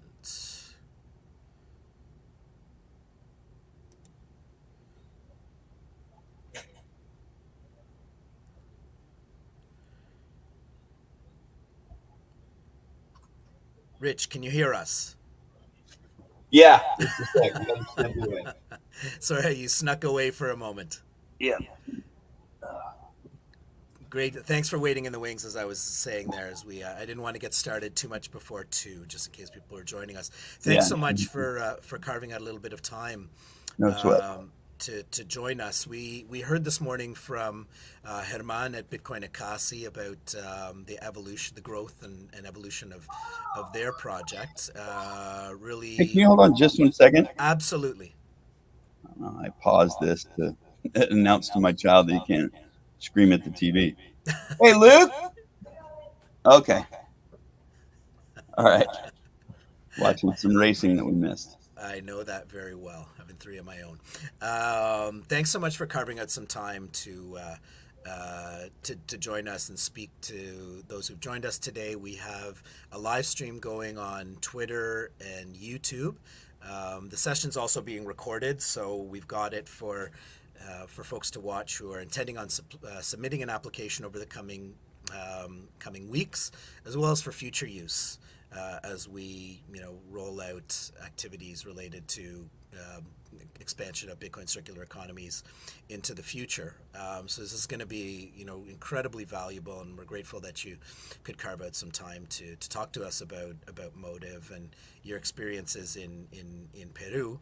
I guess just in handing it over to you, to tell us about the origins and evolution of your efforts in Peru to grow the multiple circular economies that you're developing in communities throughout the country. Just, sort of a prompt to share any kernels of wisdom for groups just getting started as well. They might just be at the outset of trying to connect an educational initiative to efforts to work with a couple of merchants locally that are accepting Bitcoin, and to maybe connect to a social impact project similar to what you did in MotivPeru. So your words of wisdom for them about how to get started, how to go from 0 to 1, etc. as you go along would be greatly appreciated. So I'll hand it over to you. And do you have slides, or are you going to speak? No, I didn't know about any slides. So All right. nope, I So haven't. all right, over to you, and I'll bow out for now. Okay, sounds good. All right. Well, first of all, my advice to anyone starting would be to listen to your own dream and your own calling. A lot of people will come in with, "Oh, no, you can't do that," and make sure you do this. I would say don't listen to them. If you really have a plan in your head and a vision that you're following, you need to do that, not what somebody else's vision is. You can't curtail your vision to even a very successful other vision because they don't have your vision. They have theirs. And that's something that we ran into a bunch. We ran into a lot of people saying that no, that's not the way to run a humanitarian mission. That's your scope is way too broad. You have to narrow it down and just do one thing. Do one thing in one place. Do one small thing in one place. And that's one model that a lot of people understand, but that's not necessarily the right model. If you have a dream, it's a lot harder to go against the grain and swim upstream, but your vision needs to be followed. Otherwise, go to work for another group. Go to work for them, or be a volunteer with them, and learn your way up within their group. And that might be where you get your vision, or your vision gets clarified. And so that would be my first bit of advice. The second bit would be almost sound contrary to that, but it is talk to a bunch of other people doing a bunch of other things. You gain great ideas out of other people's plans and what they're doing, and you take little kernels from theirs, and it helps push part of your vision further, gets you further down the road, closer toward the goals you're trying to attain. So those two things, don't listen to anyone, and make sure you listen to everyone. But make sure you follow your vision. There's probably a reason you have that vision. And then let me describe kind of what Motiv is. It's essentially it's two things at this point. We have ground operations in Peru that are fairly autonomous now. Valley, it has been the on-ground guy that executes and field deploys the plans and the methods that the team up here would come up with, and Valley also plays a part on that team as well with his wealth of experience. But now where we're at funding wise, and along the plans of what Motiv was set to be a methodology of how to build a sustainable framework to execute on really good humanitarian aid, really good aid that doesn't keep people on the dole and keep them dependent on just a new charity organization giving them what they need, but that fixes that problem so they don't need any charity organizations.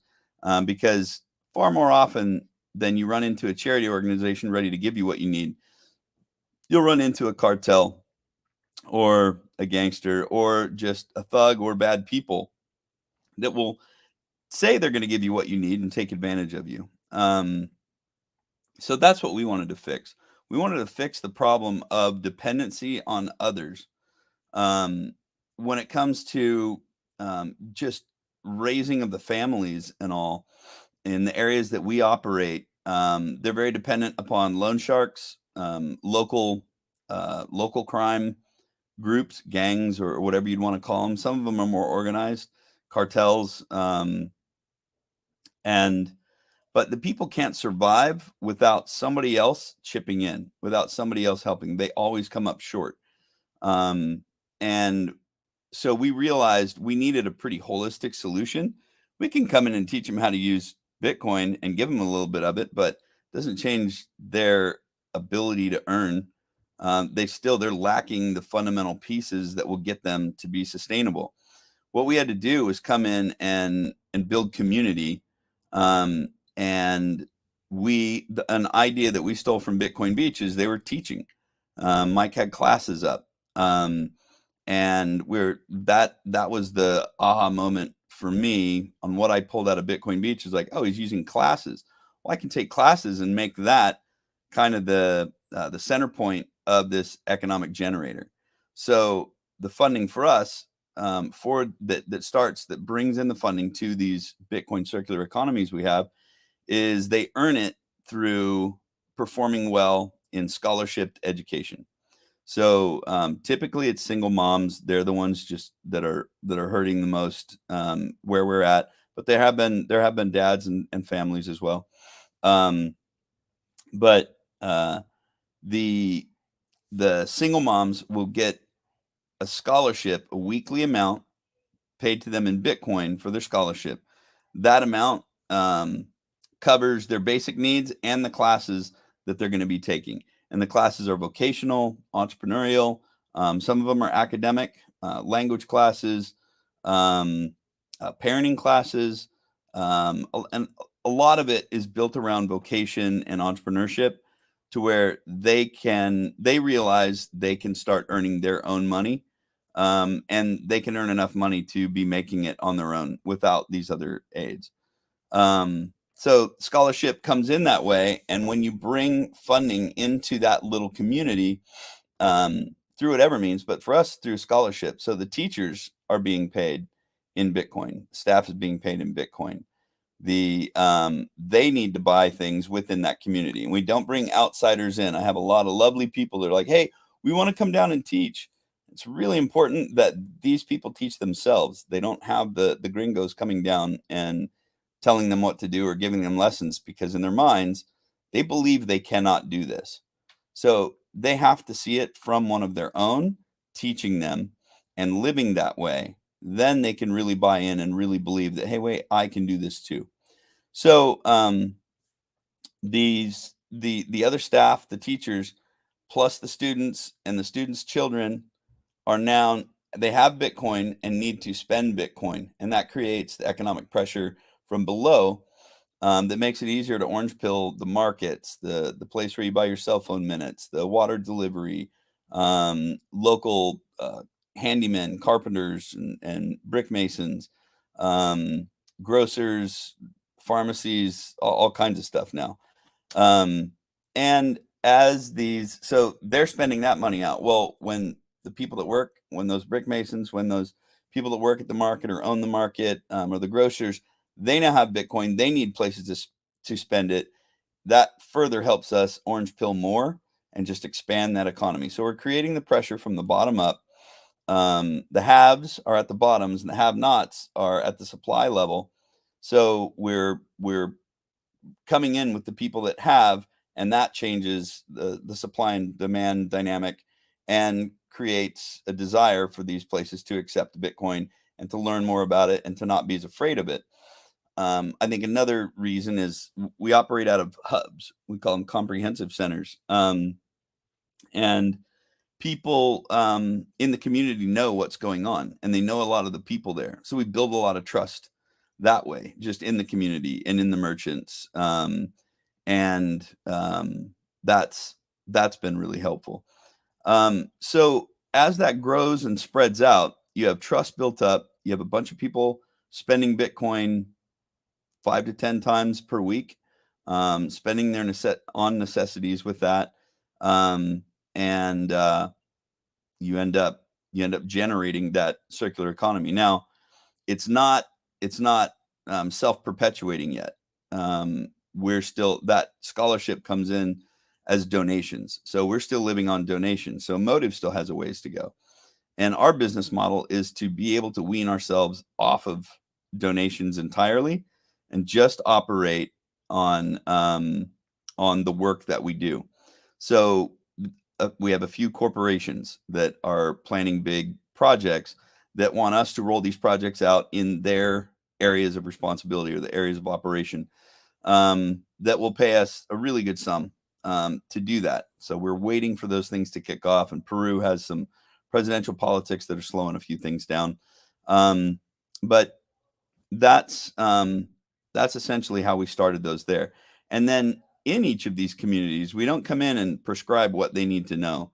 We have to go in and find somebody who is a sacrificial servant leader already serving the community. They would be doing it with or without us, with or without Bitcoin. If we can get somebody like that on board, now we have a really good leader. Their heart's in the right place for these people, and we have the tools and the methodology to be able to supercharge it. So when we have that leader and we have that community, then we start evaluating what, looking at supply and demand around there.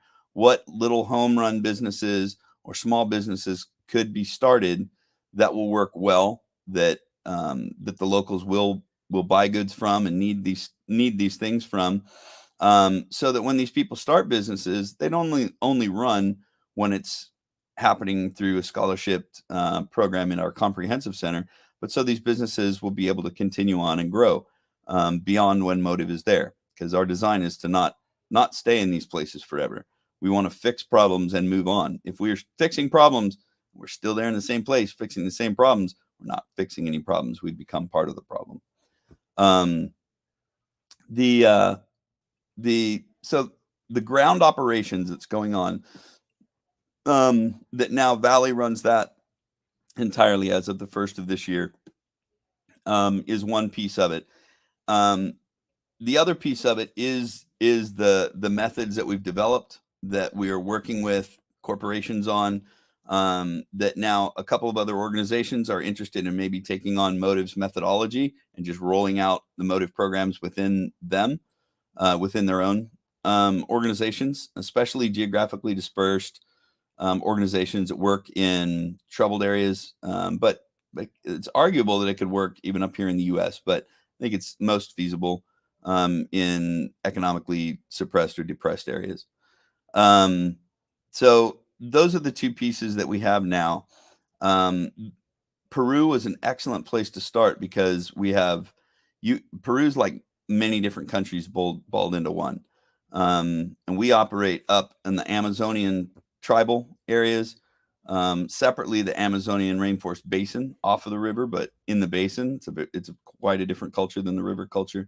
Then we have the Andean Quechua population out and around Cusco. When you think Machu Picchu, that's that part of Peru. And then we have the coastal mestizo Hispanic blend of cultures down along the coasts and in the desert. We have urban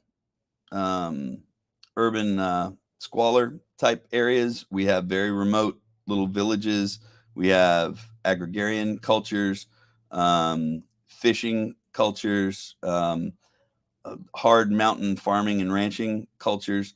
So we wanted to see that our methodology could work anywhere. It's not one special, this one special place has a beautiful X, Y, or Z, so it can work here.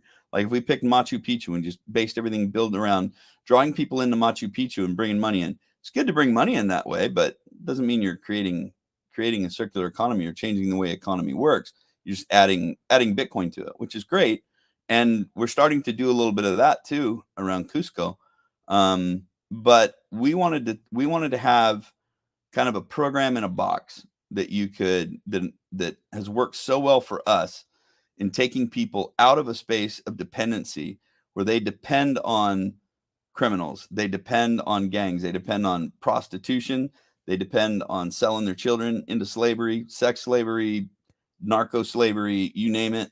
We want to go in there, knock down dependency, teach, come alongside of them, pour ourselves into them with good leadership, with some better ways, not to sound highbrow, but some better ways to run a family and better ways to raise children. Knock these barriers down and see if they wouldn't be amenable to changing that culture. And they're dying to change that culture. It's accepted because it's been generation after generation after generation, and these families have lived that way. They just know that's the way that you live, period, if you're one of us. And they don't believe they can live another way. And a big part of what we do is we bring hope in there. And you really can't have hope if you don't know if you're going to be able to feed your kid tomorrow or today or next week. You're in panic survival mode, and you do whatever it takes to feed your kid. So when we bring this ability to earn money, the ability to bank themselves on a phone, and all the basics they need of banking, we show them there's reason for hope, that they really can earn their own money, and we knock these barriers out of the way, and they're not making those terrible choices anymore. A lot of the women have told me about, and they're really bold when they lay it out, told me how they hated their children. They just wanted to punch them in the face. They can't stand the sight of them. Just horrible things you're hearing from a mom. And it's because the terrible situation they're stuck in. That's the way they learned from their parents. Now they're stuck in it. They were probably abused as children. Now their children are being abused. And then the moms say, and then we got into this program, and now I'm baking cakes and I'm earning money, and it changes their relationship with their kids. Like, now I see, oh, my child's so beautiful. It's such a gift to have children. I can't believe that I used to think of it this way. It's just because they have been blocked out from really having the kind of freedom of choice that we've had to make our own decisions about the way we live our life, about our faith, about how we raise our children. They have not had the kind of choices that we've had. They've had a different set. They've been eating off a different menu, very different. And when we bring in those abilities and those tools, and then that method, and they are able to lift themselves out, they know that if they get wiped out tomorrow and get shipped 6 hours away, they'll be able to do it all over again. That gives them a real sense of hope. Hope changes everything. When you're lacking hope, I don't know if anyone listening to this has ever been there. When you're lacking hope, nothing really matters. It's kind of whatever. Just get me out of this place, by whatever means. And that's what we're looking to erase. That's Motiv's plan. So we couldn't be just doing this one thing in just this one place. We had to come up with what my vision for it was that this is a better way for communities to operate financially and economically. If we can make this work in a lot of them, and if we can solve some of these problems that are the root of so many terrible drug, horrible crime problems, lives ending way too early, suicide, you name it, all the bad places that things go when you have no hope. That was what we wanted to do. And I would say we still don't have the total package.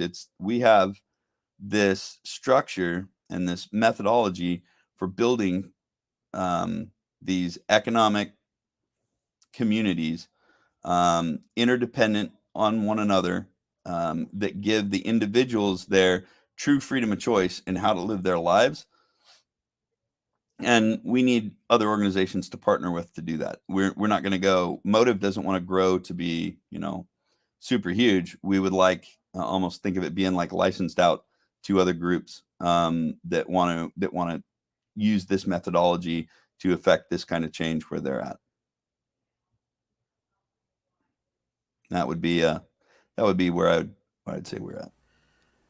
That was fantastic, Rich. Thank you so much. There's a lot in there and a lot to unpack. And so maybe I'll invite folks to type out questions if they have them. I'll get started with one, and it's maybe just to like pull a little bit more at that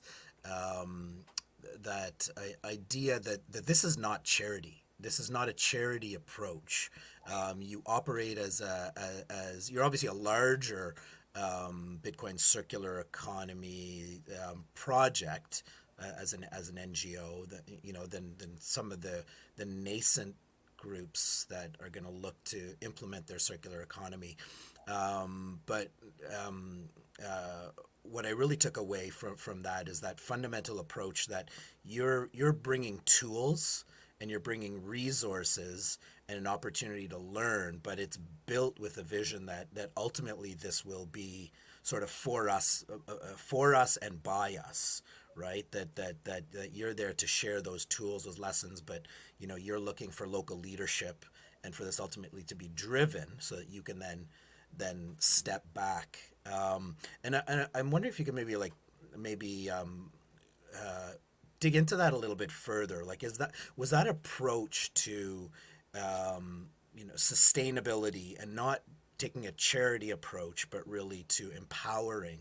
Is that something that you sort of discovered as you started the initiative and said, no, this is the way, this is the only way it's going to work? Is that something that was there from the outset? And maybe just touch on that issue of like building for sustainability in general, because that is a concern that we have as we roll out some of these smaller grants to nascent Bitcoin circular economy projects that hopefully are going to be doing some social impact work as well as is planning and building for sustainability. Obviously there's a degree of like leaning forward and you just go and some of it will be figured out as you get from 0 to 1, then figure out how you get from 1 to 2. But yeah, if you could touch on that sustainability and locally owned. Yeah, I would say that one, when it comes to the need to earn money rather than be given money, that's something that I've felt super strong about for a long time. And that was something that me and Valley didn't really butt heads in the beginning on, but that was something he's like, well, hey, if they need stuff, just give them stuff. And some ministries that he's worked in, I think that's a lot of the way it goes, that ministries provide for the people. And I think that shackles people. And so it was an absolute for Motiv. We would not do that. We do have trust building programs. Like, we don't make the little kids earn their shoes. The Life-Saving Steps program, it's a trust building one where we go in and we just pour into a community, but it doesn't create dependency. That's one pair of shoes 1 year, one in that one program. We also have common pot feedings through the pandemic when people are just starving. We do recognize there are times where there's need for rescue, but that can't be an ongoing thing. People can't be like, oh yeah, this is where we eat. No, this is where you got your rescue meal now.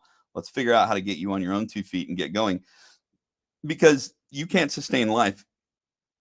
You can't sustain a life. You can't raise children in a situation where they don't know if the people carrying them through are going to drop them at any point or not. They'll always have a backup plan. That backup plan is always going to be bad.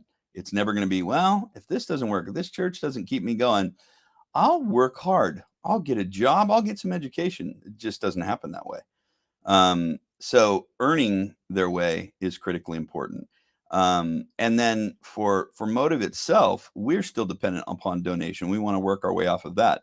So in addition to working with different corporate partners, we're doing more tourism type stuff to juice money into the local economy.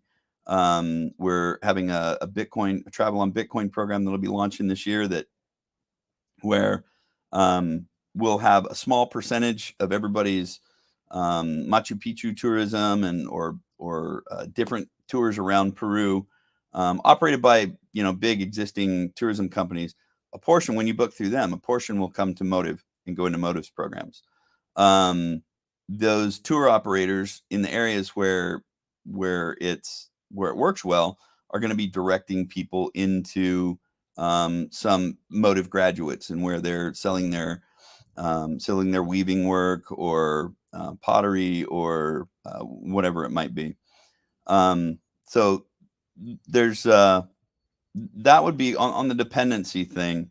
I think it's critical, and I think charity does hurt, and charity becomes quite a racket. And I've worked in some really cool ministries in my past, where you see it sliding toward that. You see it. You see a really good ministry born of a noble cause, still doing a noble cause, but really then it's turned into, okay, well, we're doing the dance for the donors. We have our board of directors who gives us all the money. We got to go this way, and I'm a little too bullheaded for that. I believe that if what we're doing is right, I believe that if what we're doing is God ordained, that He's going to find a way to keep us going without bending that way. But we haven't got there yet, and I also thank God every day for the amazing donor that we have, that really was the seed for this whole thing. If he hadn't put the demand on us to create circular economies, and maybe we took his demand a little too literally. I think we took it more literally than a lot of others did, maybe. But especially when we saw, all right, well, shoot, this is possible. We can do this. Yeah, that's what we kept aiming at. And yeah, I just, and I think Valley now too. Valley didn't disagree with my notion on that, but he has a bigger, softer heart, and he just crumbles, and he's right down there in their faces. It's easier for me to make these decisions from far away. But now I think he also sees that how critically important it is for people to earn their way and not be given a ride. Yeah, absolutely. And as you said, easier said than done when you're not in someone's face, and it's always, if you can give, you'd like to give, but I think it's an important lesson in terms of building for sustainability, and ultimately building, as you said, for a situation where these programs, these initiatives are sort of by us, for us, ultimately, with the initial support of external forces, and self-generating and self-sustaining in the future. It's really valuable to hear that from your lived experience.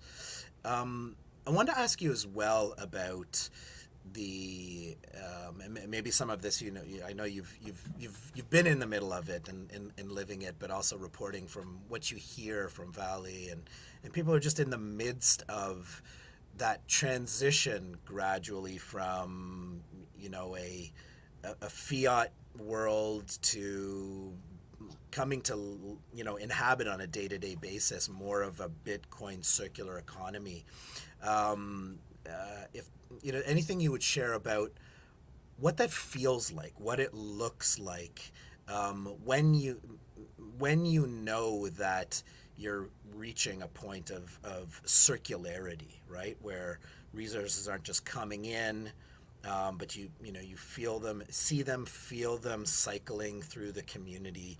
I don't know if there are tangible things that you could point to as sort of signposts of that, or if it's a feeling, if it's sort of a mood that's generated in the local community, etc. Anything you could share about moving from that sort of just mechanical sort of earning in Bitcoin, and then what happens to it, to more of a smooth flowing, real circularity of the economy with and through Bitcoin. And not to suggest that you've fully materialized that in Peru, et cetera, but you've gotten to a certain point. So what would you share about that? I would say that the people on the ground, they just look at their pain points being relieved. That's what they look at. So instantly, wow, this is a lot easier than money.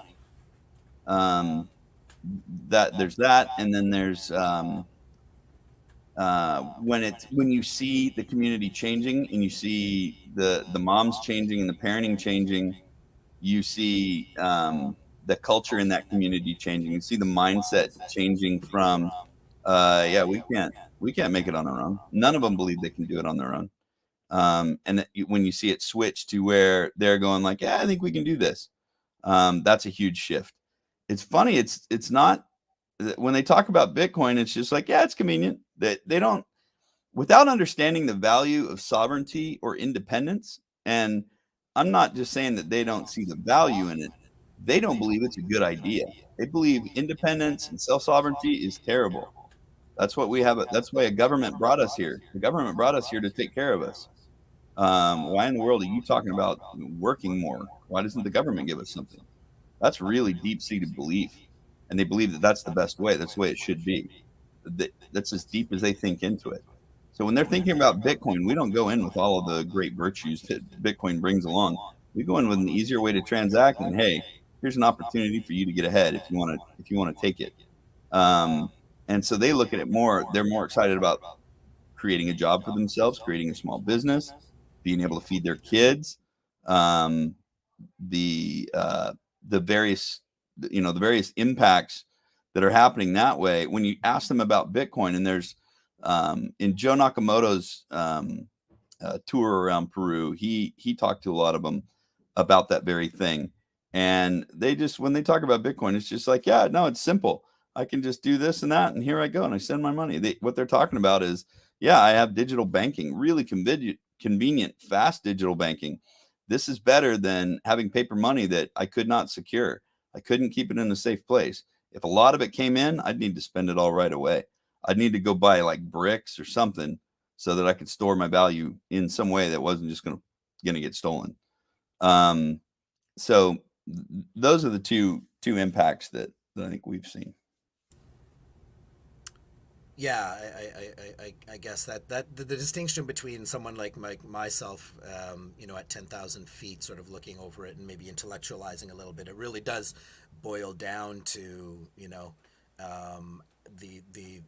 extent to which it impacts their life on a daily basis, and is just an easier way to meet their local needs on a day-to-day basis.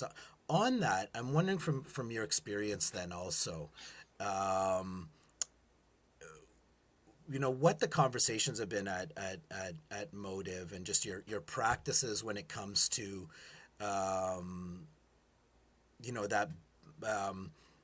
not dichotomy, but maybe balance between, here are the tools, perhaps here's the particular wallet, how it works, etc., and the function of it, and just making life easier on a daily basis, a way to earn, a way to exchange, etc.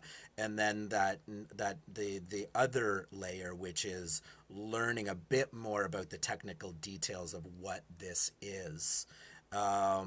Is there an interplay between those two things in terms of the person who learns about that wallet that they're using, how to transact at a local store and earn, etc., and then, okay, what this actually is in the background, how Bitcoin operates, etc.? Is that is there a longer term plan for those, or is there a sweet spot, I guess, is another way of putting it? I think that what we've seen is the more they use it, the more they get interested in it, and they dig into it to the depth that they have curiosity to dig into it.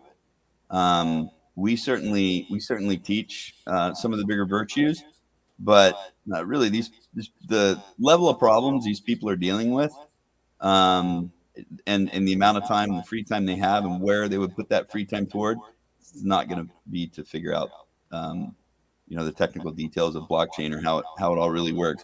Should they? Yeah, sure. We all should. I should know a lot more than I know. You should know more than you know. But you're only going to go as far as where need and curiosity and your available time take you. And so some of the ones that, like the shoe manufacturer who deals in larger sums coming in, he'll know more. He needs to know more. He needs to know how to peer-to-peer exchange out at times to buy certain materials that he can't buy in Bitcoin, things like that. So he'll know that piece. Where the people operating on it, I mean, how much do people really know about fiat, the banking system that they've been operating on for their whole life? We should all know more. but we don't.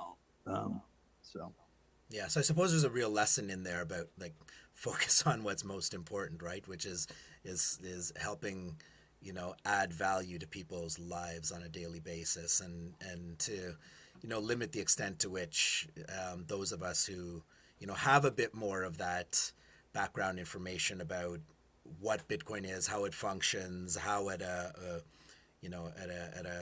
5 or 10,000 foot level, why it's important, to not burden people with that, but to really help them on a day-to-day basis, just focus on solving their problems. right. Yeah. I'm looking to see if there are any questions. I don't see any from the audience. No worries. I've actually, yeah, I'm good when you are. If you have any more questions, that's great. If not, I, I, I, appreciate I, being on the. yeah, absolutely. I'll let you get back to the rest of your to the rest of your day, and I will, while you're here, just also draw people's attention to the wonderful documentary that was produced recently about Motiv Peru by Julian Figueroa and Isabela Santos, and encourage people to go and check it out. It is, I'm the formal name of the documentary is escaping me. It's something like the Silent Revolution, right? Yeah, the Bitcoin Revolution in Peru The or something Bitcoin like that. Revolution in Peru. I should know this better as someone from the Bitcoin Coalition of Canada. I should know it better. I don't know the title myself. But it's a brilliant short film that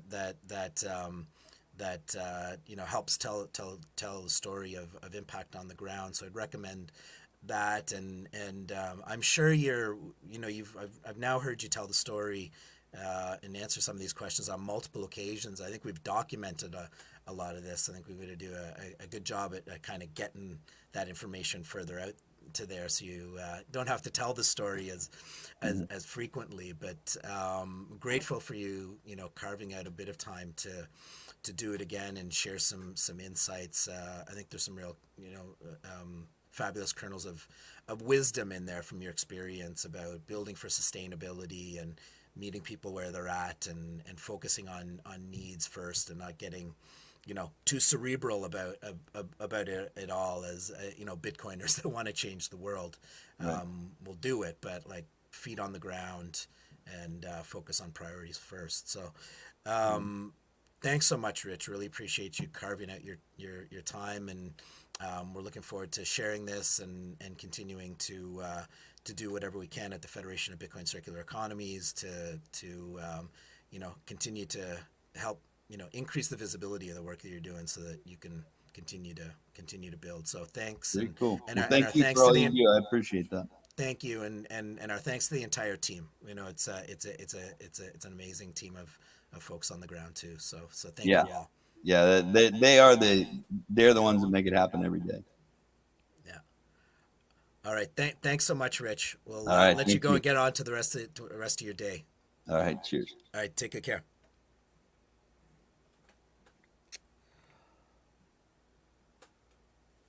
All right, all. We're in holding pattern right now. We're expecting. We're a little bit ahead of schedule. We're expecting a few guests to show up very soon to talk about some success stories. In the meantime, I'm gonna have us on pause here again, and if you want to type out any questions, we can handle those right now. If not, then I'd ask you to just hold on for a few more minutes as we get our next speakers in here, and we'll continue. So back to you all in just a few minutes, hopefully.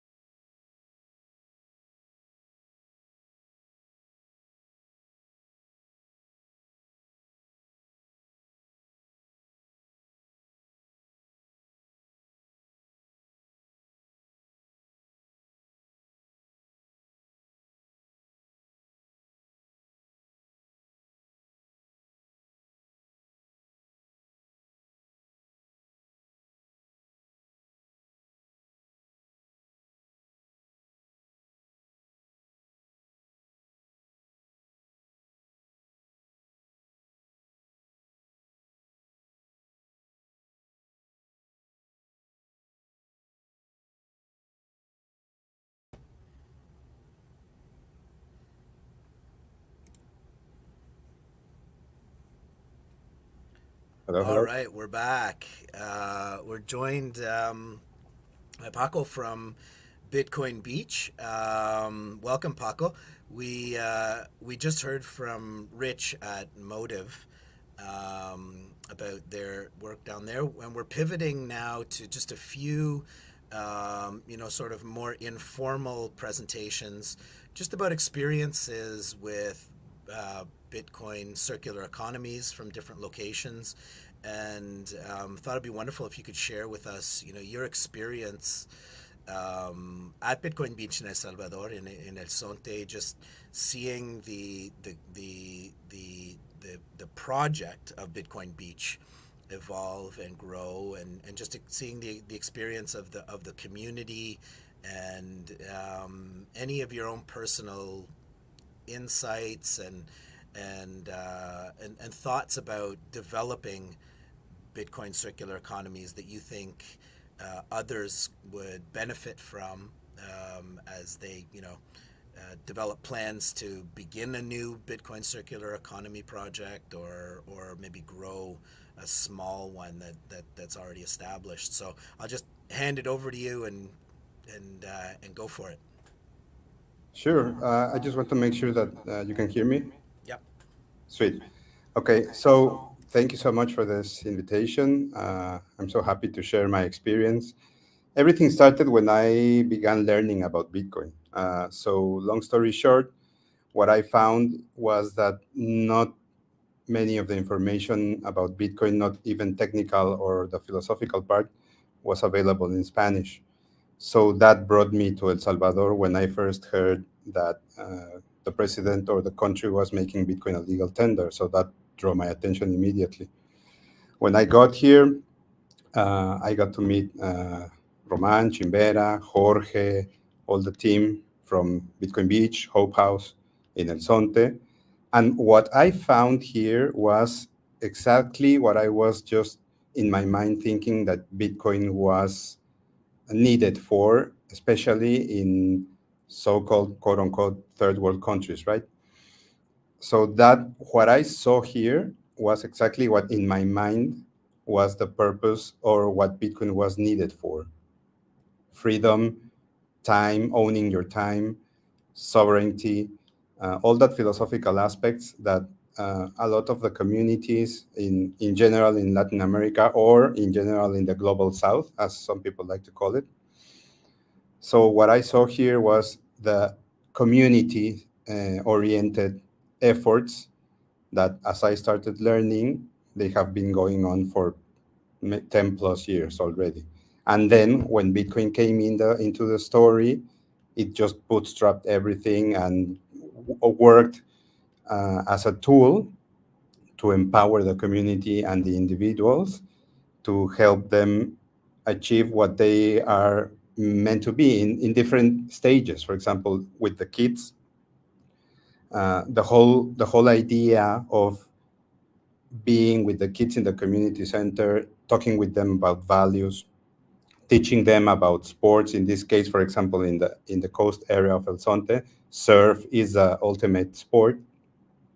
So when children are having fun, they are more open to learning and to receiving information. So that idea was draw me immediately here, understood how Bitcoin can be used as a tool, not only for not only because of the number go up, the meme that we all know, but also because it gives communities like in El Salvador in general, in El Sonte, in coastal areas that are otherwise forsaken by the banking system and by the political system, they can now get access to, on one hand, to an asset. It levels the playing field. So everyone can access this asset, but also they can have access to transactions, transacting digitally in their businesses, for example, and also as a tool to save.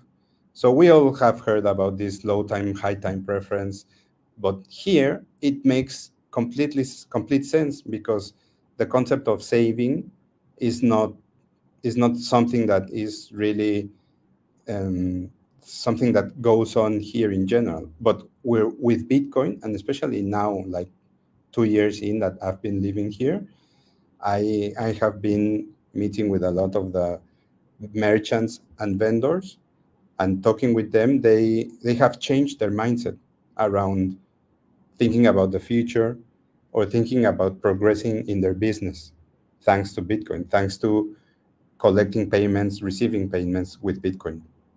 And also, of course, in most cases, saving, right? Because they also spend, like we also say, let's spend sats, but for them, we take for granted, like coming from Western countries. I am from Mexico. It's a different situation, but it's also um, you. We come from a mentality or a mindset of hodl, never spend, save for forever. Here, the case is very different because when you spend sats with these merchants, it's really a blessing for them because now we are 4 years in since they started the project with Bitcoin. Some of them have really been uh, very deep. They have gone very deep into understanding not the technical part, but at least that for them, it can help them progress in life, it, not only personally, but also for their business. So the main part that drew me here, that I wanted to add value in these communities, because for me it was very important to share the Bitcoin information or to teach about Bitcoin or to help people understand Bitcoin in Spanish. So that gave me the opportunity to do it here. I'm sure there are another countries that I am seeing with these projects, the grants and other circular economies emerging throughout the world in other languages. I'm sure it's kind of the same. There's a lot of information is in English because we all take for granted that everyone in the world speaks English, which is not true. And so this it's very important, and I am so happy to see Bitcoin economies or circular economies pop in remote locations. Like for example, yesterday we were talking with Humphrey and Adam from Victoria Falls in Zambia. That's awesome. And there's another project in Bali in Indonesia, and others, like you were saying with Peru. It's super important. These indigenous communities that also have been forsaken for the banking system and stuff. So for them to have access to this technology, to receive payments, to save, and for them to be able to build a house or to live their lives, it's just a basic human right, correct? So yeah, that has been overall what I've been seeing here, what I am in love in this community, and what have me stayed here and adding value in any way I can. That's amazing. It's a couple of years now, right? That you've been in the community. Yeah, I arrived here in May 2022. Okay, so you've seen some of the evolution of how things have gone in the community through, from the, I guess, maybe the initial excitement of Bitcoin adoption in El Salvador and becoming legal tender, and what that meant for the country, and sort of the new sense of hope about a lot of the political reforms and opportunities that are available in El Salvador, but then also the going into the bear market, right, with the price and the price dropping, etc. I wonder if you could maybe share a little bit about some of your observations with respect to how Bitcoin is perceived in the community when you go through some of those changes and the drop in price, and any lessons that you've learned about how to help merchants, how to help people that are new to Bitcoin and using it for, maybe a little bit for savings, but also as money on a daily basis. How to support the community and work through with the community and prepare the community for some of those things that are going to happen with Bitcoin because it's still relatively earlier. Any observations or experiences, lessons that you might share with other circular economies about navigating all of that? Yeah, sure. So there are different tiers to this answer. When I got here, the community here had already been through a small drop in Bitcoin price. When the project started here, I believe Bitcoin was around $4,000, $5,000. So it went up to 69 something and then crashed back down. And that's when I came in here, when it was around 35, but still going down. So some of them had already been through this phase of whoa, whoa, whoa, going up, right? And then crashing back down. Uh, it depends on who you are talking to. For example, I met a couple of the hotel owners here, particularly one of them was like, okay, I understand, I like this thing, but what about this crash and what am I supposed to do and what's happening? Why is it crashing like this? The normal questions, right? And then you start to talk to them, explaining the cycles and the scarcity, the supply and demand effects on the price, etc. Okay, they get it. And in the case of this hotel owner, I'm telling you, this is a family-owned hotel. So after a couple of months, 3 months, he started going deeper and deeper. And then he once told me, well, now I'm interested in learning about cold storage. And then after that, I'm interested in learning about multisig, because my family, like the treasury of the company of the hotel, we want to use some of Bitcoin in our balance sheet. So even the family has been orange pilled in a way, in that case. And this is a hotel that we are very friends of, and we make a lot of events, and people spend Bitcoin in the hotel. So he's so deep into understanding and liking it, even crashing back down, that he got to the point that when most of us, when we understand it, we're like, it's crashing. Yeah, I want more, right? So he's like, okay, now I get it. If it's crashing back down, then I want to even he now even offers discounts if people pay in Bitcoin, because he wants to collect the Bitcoin, right? He understands, and now in hindsight, it was obvious, but not really. It's coming back again, and he's super happy. His company is doing great. The hotel is doing great. The hotel is one of the, I would say, 3 or 4 best like high-end hotels in El Sonte. And there's another level, the level of the workers. There's a community of workers here that also have been paid in Bitcoin from the beginning. One of them particularly, I had some conversations in the beginning. For example, with this guy, I had a conversation once in late 21 or 22, sorry. He was telling me about his experience when it was coming up, and then he was able to buy a house and build and stuff. And when it was crashing, he was scared. Like, it's normal. If it's your first like bear market or cycle, you don't understand it. But he's like, okay, no, but I see now how this can help me, not only because the number goes up, because I now can collect my paycheck in Bitcoin, spend what I have to spend, but I am also able to save money for the future because my wife is pregnant. And then their mindset shifts completely, because they start to think about the future and about the possibility of doing something in the future, where before that was not even a choice, right? And in this same person, like just 1 month ago or 2 months ago, he was like, yeah, I'm super happy now that it's coming back up. Now I'm even understanding. I'm like, I kind of wanted to crash a little bit because I want to buy more. So the meme starts becoming a reality, right? I want it to crash because I want to buy more, because I don't care really if it crashes $2,000 or $5,000, because I know that it's coming back up.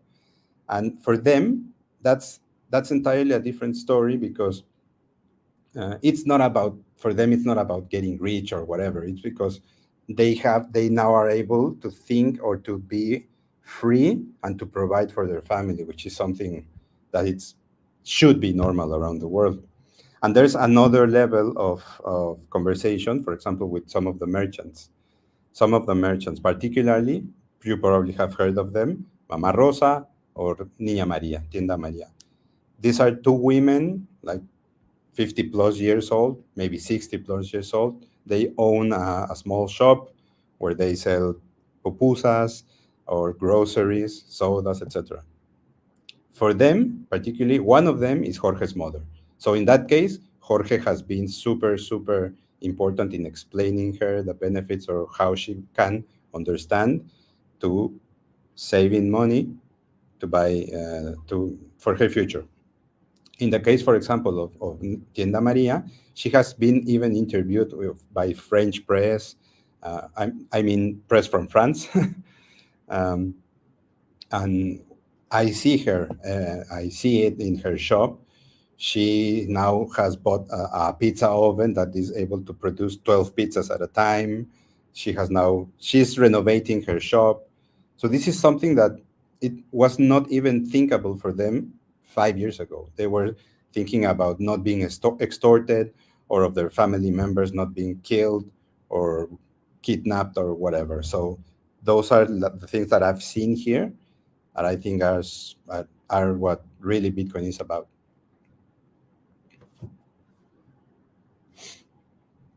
Sorry, I clicked on the wrong button.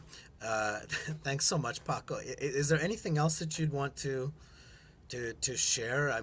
We have someone else joining us, and I know you also have somewhere to be. You're moving on to another activity sometime soon. But anything else that you want to share for people just getting involved with the local circular economy and trying to figure out the balancing act between providing education sessions, meetups, trying to talk to local merchants, etc. about how this all moves forward. Any words of advice, wisdom? Sure. Yeah, and also complementing the other question, one thing that I've noticed here is that, and it helps for another communities or circular economies, not everyone is going to like it or not everyone is going to embrace it as you would think. And that's okay, right? Naturally, when time passes and the community starts to build and to grow, it naturally will attract tourism or will attract more benefits to the ones that are actually embracing it, and they will see that. That has been happening also here. I've noticed that not all of the merchants or not all of the inhabitants of El Zonte are keen or like Bitcoin, and that's okay. But in the last 3 or 4 months, 2 or 3 merchants have come to us and said, like, hey, I know I've been a hater before, but can you help me now? I want to, like, my business to really start accepting Bitcoin payments. Can you help me with everything and the setup and stuff? Like, sure, of course. Right. So just be patient, understand the community, understand the needs of the community, and that way you will be better received and not trying to force something into something that it's not supposed to be forced upon. Excellent.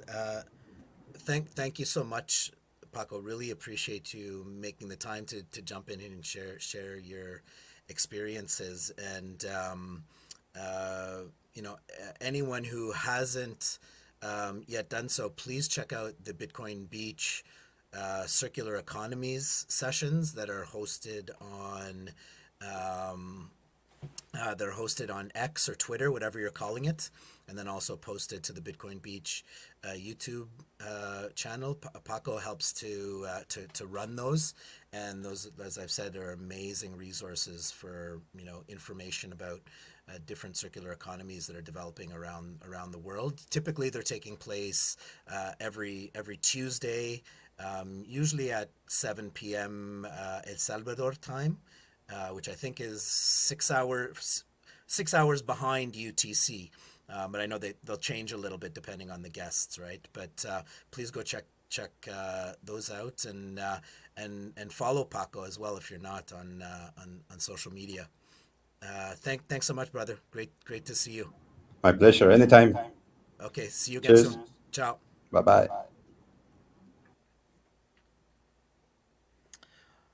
All right, so we have two more guests joining us, and I will bring up our next guest right now, so we can keep moving along.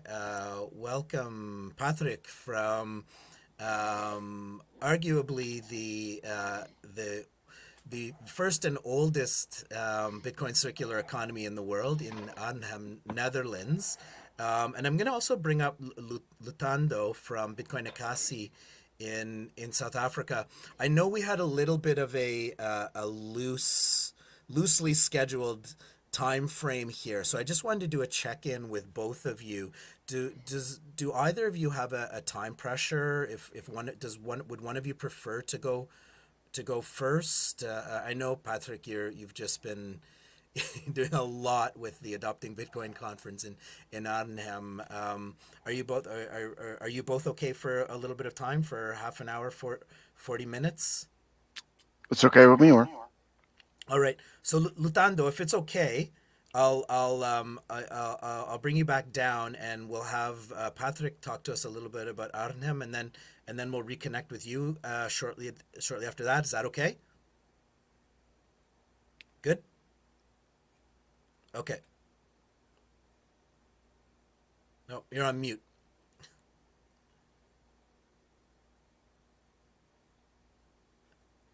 Okay, I'm assuming that's okay. So Lutando, I'll come back to you in just a few minutes after Patrick speaks. So welcome, Patrick. I'll let you do the honors of introducing yourself and telling us about Arnhem, but I'm sure it it'd be a surprise to most that you've been working to build a local Bitcoin circular economy in Arnhem for about a decade now, right? Yeah. So why don't you tell us a little bit about the history of it? Your experience of doing this before it became cool, Okay. and maybe a little bit about the the experience of the conference that you just held, and what that maybe means for like people getting a glimpse into Arnhem, and if there's if you think that's going to help to spark a bit of a movement, bit Yeah, more of of a course. Bitcoin circular economy movement in Europe. So hand it over Yeah, to you. sure. Well, first of all, Scott, good to see you again. I think the last time we saw each other was in El Salvador. I, of course, first at the Mi Primer Bitcoin conference, and then later, the last time I saw you, I guess you were with a beautiful African woman on the beach in El Zante. So you did My something friend right. Noeline from Kenya, just to clarify things. Yeah.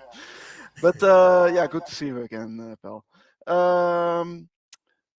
Yeah, so to be honest, you asked me to do this, and I had a very busy time with the organizing the conference, and I see you're on a live stream now for 4 hours. Is this correct? Yeah, this is it's a series of presentations over the course of Oh, the day. wow. This is the third of three. This is the longest of the 3 days. Oh, So wow. we had a little bit of a pause in between. We're just letting it run, and then people can come back and watch it as well. So those people listening are already 4 hours People have been in and out, and people will come back Okay. and watch the recordings as Okay. well. Yeah. Let's make it as interesting as possible for them. Right. Okay, here I go. I'm Patrick van der Meijden, and indeed, 10 years and 1 day ago, we opened up Arnhem Bitcoin City, which is actually my hometown in Arnhem. And I think in 2013, the idea was started from, hey, maybe we should do something with setting up a local Bitcoin economy. And I'd like to clarify, because a lot of people introduced me with running the first Bitcoin economy, which is actually not quite true. And I even had planning the guest who actually did run the first local Bitcoin community in the world, which is Jörg Platzer from Berlin in Germany. He had a bar called Room 77, which was like the first bar to ever accept Bitcoin in the world in 2011. And he also convinced some other merchants in the same area in Berlin, in Kreuzberg, to also accept Bitcoin. So that was actually the first local Bitcoin economy, and I read about that in a Dutch newspaper, and that was actually what sparked my idea to set up something like that in Arnhem as well. But that circular economy in Berlin, completely vanished and disappeared, like a lot of other circular economies have started and vanished in the past. For instance, just 2 months before Arnhem Bitcoin City was launched, in the Netherlands, there was another local Bitcoin economy called the Bitcoin Boulevard in The Hague, and there they set up actually also a very nice boulevard, a street with a canal in between, and both of the sides were merchants accepting Bitcoin, and they had like 8 merchants or something like that. And then 2 months later, we started with Arnhem Bitcoin City, and I have to check if Scott's. Are you with me, or because I can't see you? Yeah, I am. I just faded into the background. Yeah. Yep. Okay. Sure. No, I was just And we can checking if hear I you. wasn't talking to myself. Yeah. Okay. No, no, no. I'll pop in again if there's any issue. I'll pop in. Yeah. Okay. No worries. So then in 2014, we actually launched Arnhem Bitcoin City with 15 merchants accepting Bitcoin. And these were all like cafe and bars and restaurants. So we had like a huge pub crawl with about 60 people, or 60, 70 people maybe, from all over the Netherlands who came to Arnhem for that evening, and who just went along and had a pub crawl with us. And we actually had some sort of a competition that the one who visited the most of the different merchants accepting Bitcoin back then won some sponsored prize money from a website in the Netherlands that was also accepting Bitcoin back then. And this gained some publicity. This opening of Arnhem Bitcoin City, we had a local television crew joining us, and some newspapers were writing about this.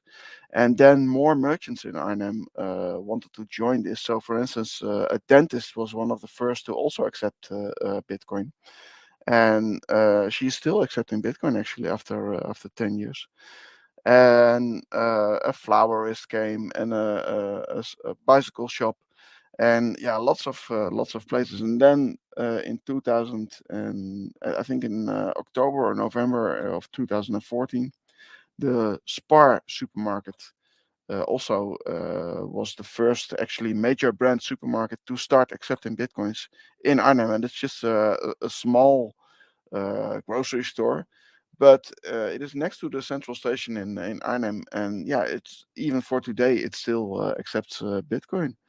And at the peak of Arnhem Bitcoin City, we had like 120 merchants accepting Bitcoin.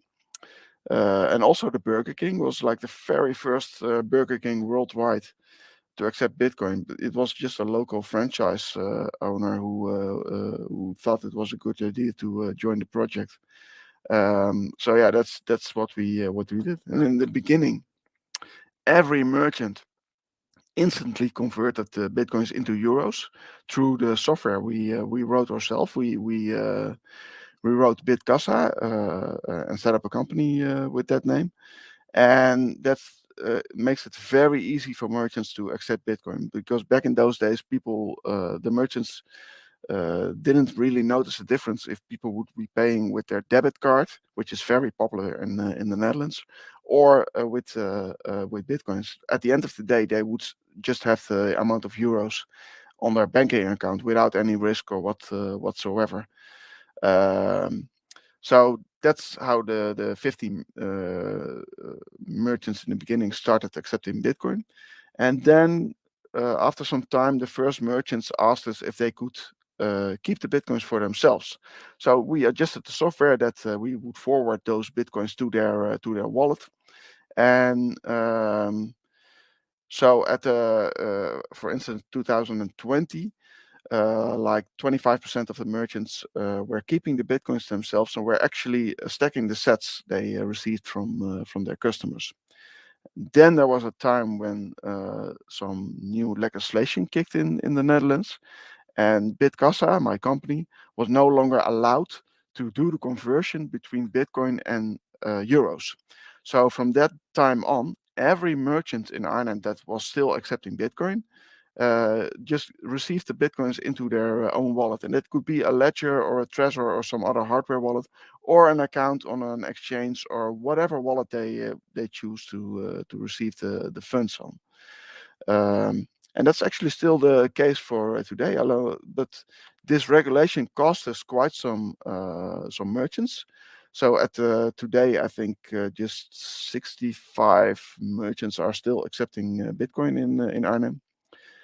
And yeah, what people don't really often realize is that although we only now have 65 merchants in Arnhem accepting Bitcoin, I think I onboarded over 300 merchants in Arnhem to accept Bitcoin.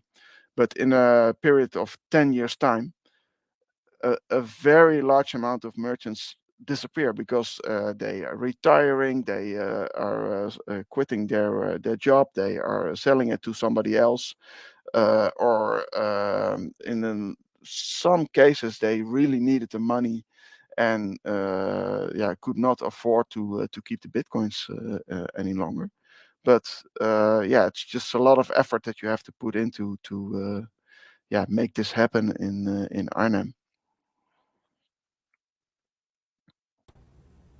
It's incredible, and I think for most people watching this, almost sort of unimaginable to think 10 years ahead, and that you've been doing this for that long. And you've obviously spoken to that it's a bit of a roller coaster ride, right? Some people come, some people leave. You are dealing with changing regulations. You're dealing with new entrants who are learning about Bitcoin, and so you have people at different levels of experience. Some who've been who understand the volatility of Bitcoin and are accustomed to that. Others who are just learning about it, etc. So, what would you say to people who are maybe have a new Bitcoin circular economy project, or who are just getting started about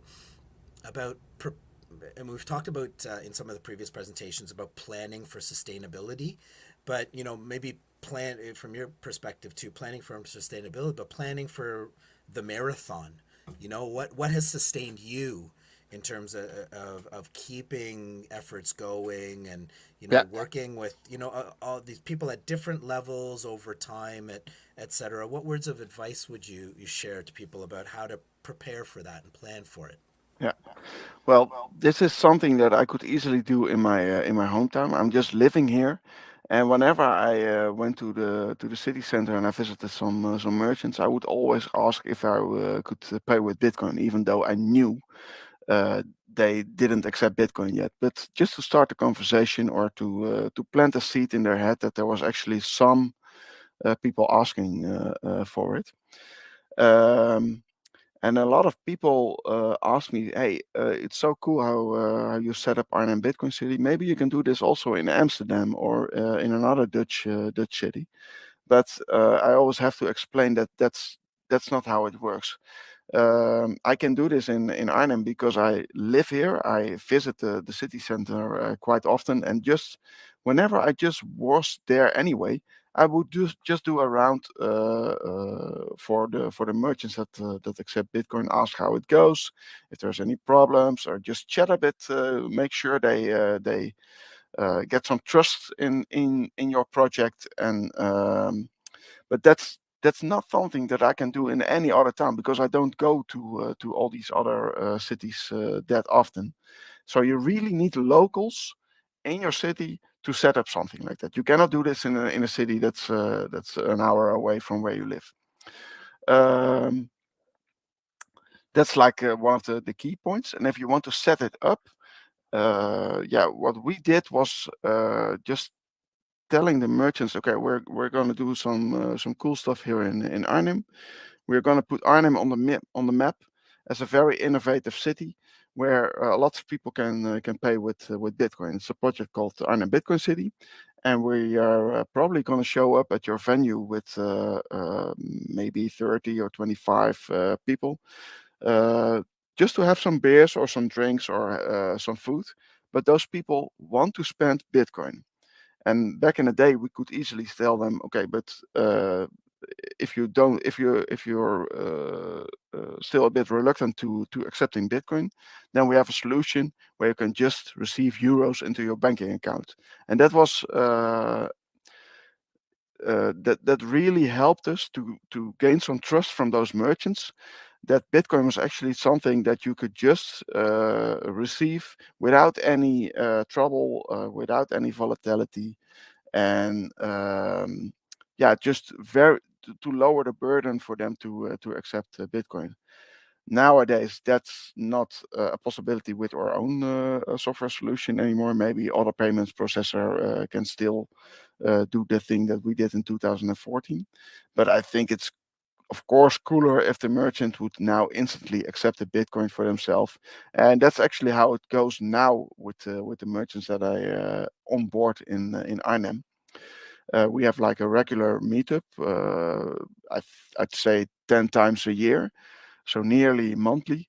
And whenever there's a restaurant or a bar that is willing to accept Bitcoin, I can say to them, well, if you're into it, we can just do the next meetup at your venue, and then you'll have some extra revenue from it, and you can just see that the people who will show up are not some sort of dark market drug sellers, but just ordinary people like you and me. But having found out that Bitcoin is the money of the future, and they can show it to you how easy it works actually.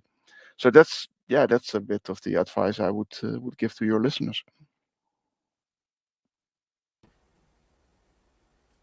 Fantastic, and I know you've just come from hosting the conference, the Adopting Bitcoin conference series, which was had the first one in Europe, in Arnhem. I'm wondering, what you saw and what you heard from people attending, what your sense is, and I'm not suggesting that everyone attending there was, from Europe or from sort of, the global North America, etc. But most of the sessions that we've had so far have focused on development of Bitcoin circular economies in Latin America, Africa, Southeast Asia, for instance, where the economic context is different. I'm wondering what your conversations from the conference and just the engagements you've been having suggest about like the development of Bitcoin circular economies in other parts of Europe or North America. Are you seeing signs of promise for that? People engaging you around your particular lessons to apply in their context, so forth? Well, to be honest, I don't know a lot of projects in Europe that are doing the same thing as we are doing, and they were not at the conference as well. But the guys from Italy, Bitcoin Valley, were also invited, but due to some illness, Marco couldn't come to Arnhem. But there was also a panel on setting up a local Bitcoin economy at the conference, but I haven't checked it myself. I was at the other stage at that time, so I need to watch it actually myself. So all the YouTube videos will be put on our website in a week or so, where you can just watch everything that passed through the conference. But I remember having conversations at the food hall in Arnhem, where we had the after party with other people, and I remember that my thought was, okay, Europe is actually quite hard to set something up like this, because the MiCAR legislation is kicking in, which is like a very dense regulated situation for cryptocurrency service providers like Bitcasa, for instance. So my own company, I really have to check out if there's some way out how we can still operate without getting all this hassle from the compliance that we are supposed to be doing with the new regulation. Chances are that I might not be able to promote my own software anymore, and that we might be even promoting software from outside of the European Union to merchants in Arnhem because of this. So I'd say Europe is probably not a very easy place to set things up like this. For on the other hand, in El Salvador, where of course the situation is completely different, where people don't actually are being hit by the volatility of Bitcoin much harder than in Europe, where most of the people have some spare savings, which they can use for Bitcoin. But in El Salvador, it's legal tender, so there's no burden from the government if you want to start up some Bitcoin company and offer Bitcoin services over there, which of course makes it very easy to set up a Blink wallet or another project in that area.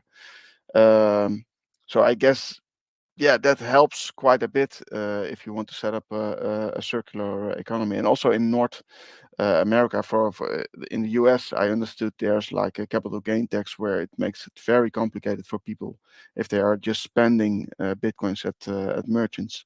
Well, luckily we don't have that in the Netherlands, but yeah, these are not the pros for setting up a local Bitcoin economy. And to be honest, I personally also hope that Bitcoin will first get the most traction in the developing countries, because that would, yeah, really put pressure on the more developed countries in a way that they cannot ignore the Bitcoin economies anymore. And that's, yeah, that's my guess for the future in the next 10 years or so.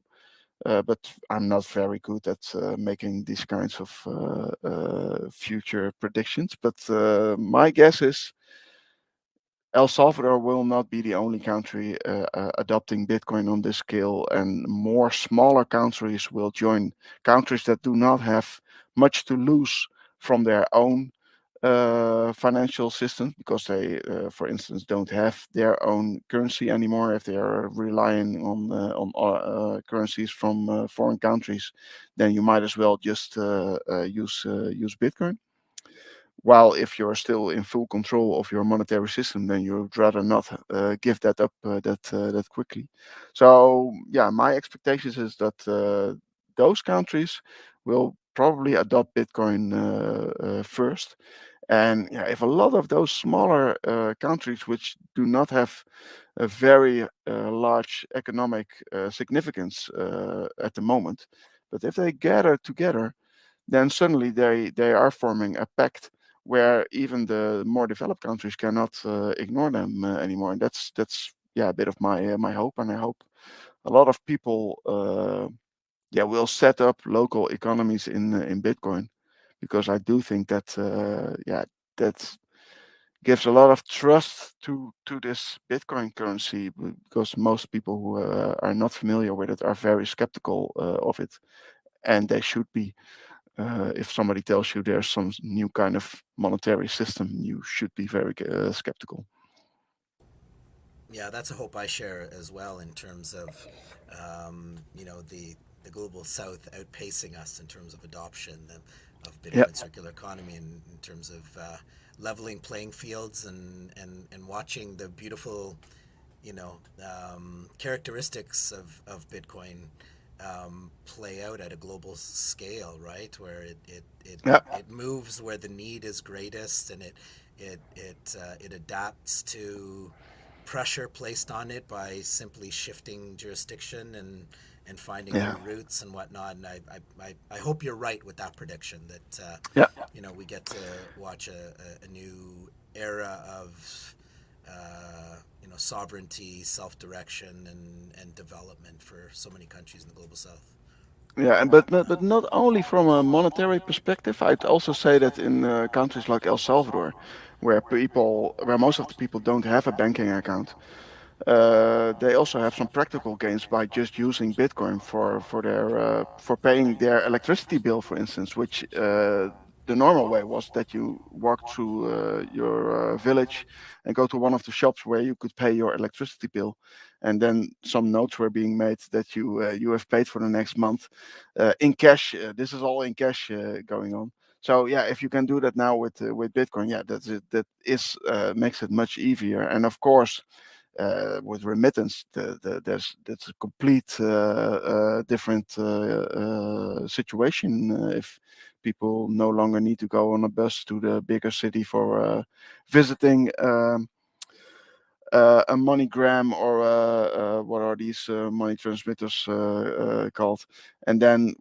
going back with a fat wallet with cash in the bus to your local village where you live. So that's, yeah, if that can all be done through the internet with Bitcoin, then yeah, that's a major leap for these countries. And yeah, that's what we have here in the Netherlands. The payment system is probably, yeah, world class. It's very cheap, very easy to use. So it's very hard for us to compete with that payment system. But I have to say that now we had the conference over here, and I noticed that I haven't got the stats at the moment. Maybe I should just check out the website adoptingbitcoinarnhem.com. And I scrolled down, and there's like statistics about payments. Then I see that over 1,600 payments have been done in 3 days in Arnhem with Bitcoin at 51 different merchants, and the total revenue is like 0.36 Bitcoin, or like about $25,000 if you That's fantastic. say it in dollars. And it's so cool to have this momentum where you see all these people visiting the merchants in Arnhem, and you get some A buzz. rewards for your work, and you actually see this happening. So we have like the website of Arnhem Bitcoin City, where most people use actually BTC Map to see where the merchants are, where you can pay with Bitcoin. But we also have our own website, Arnhem Bitcoin City, and from the very start we always posted a monthly graph of how many payments were done. And if you look at those graphs right now, you see like the green god candle for this month. So to be honest, I'm a bit worried about the next month, because yeah, that's the downside of having so much success in this in this You month. need to But make a visit to all the stores just to let them know to lower their expectations for next yeah, month. yeah, absolutely, yep, But it shows them what's possible. yeah, Yeah, absolutely, yeah. that's amazing. Amazing. Well, Patrick, thank you so much. I really appreciate you taking the time to tell us a bit about your Yeah, no experiences worries. in Arnhem this grant round, thanks to Bitcoin Beach, is hopefully a model and a template for more to come in the future. So the conversations that we've got through these workshops are really going to have a lot of value going forward, and I know they're going to get a lot of use as the momentum around Bitcoin circular economies grows over the next coming months and years. So we'll have to figure out having you back for a follow up. Yeah, sure. To keep the conversation going and do a check in maybe in a year once we are to our Yeah. next step in the global circular economies movement. Yeah, I wish you very much luck with this, and I hope the Geisha funds will be spent very well, and there will be some effect on this. And just my last shout out to all your listeners. Please visit Arnhem someday in the Netherlands. It's a 1 hour visit from Amsterdam, where you'll land if you go by plane. And yeah, just visit some of the shops and even contact us on the Telegram channel. And I quite often get some notes from people. Hey, I'm in Arnhem next year or next month or next week. Want to do a beer or have a lunch, and then yeah, we'll just. It's always nice to meet people who are visiting Arnhem. So yeah, that's that. Absolutely, and I'm looking forward to hopefully seeing you again sometime this year, Patrick. We'll see. We'll do, Scott. Very yeah. Good luck with this. Thanks so much. Take good care, and hope you enjoy some rest after that conference. Yeah. Okay. Okay, bye Will do. bye. Bye. All right, we're gonna keep going, and we have Lutando back from Bitcoin Ekasi,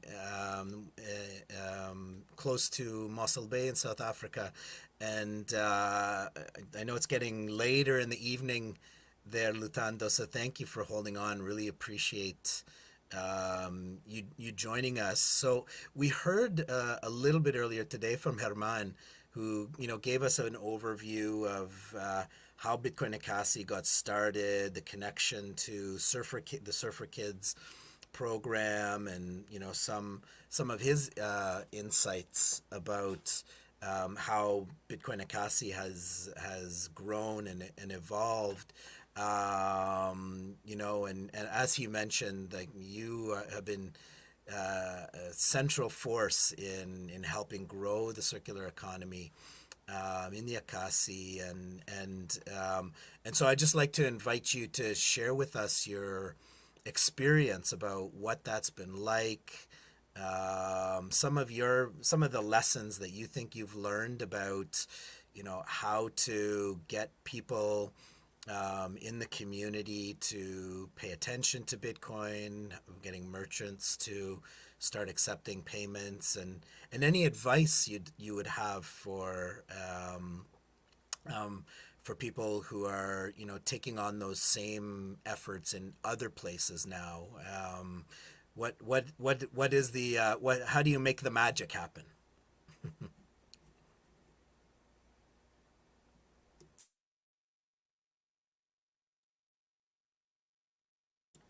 I can't hear you.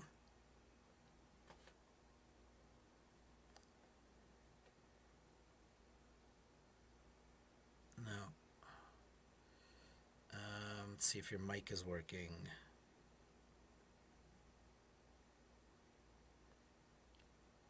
Okay, try again.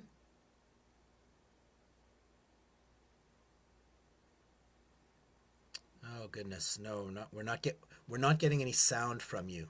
So there, it's muted, and okay. Try clicking unmute. Okay, now you hear me. There we go. Perfect. Okay. My name is Lutando. I'm originally from the eastern part of South Africa. So I'm currently living here in Mossel Bay in South Africa, in the western part of South Africa. So like my journey in Bitcoin, like I was working for the Safer Kids as a safe coach, coaching the kids in the ocean. So I didn't know anything about Bitcoin. So like in 2020, like I will just share my story, my beginning of story of starting knowing about Bitcoin. So like in 2020, like there's another guy, like he did come to us with a scam, me and my colleague. So luckily Herman was at the Safer Kids that Tuesday.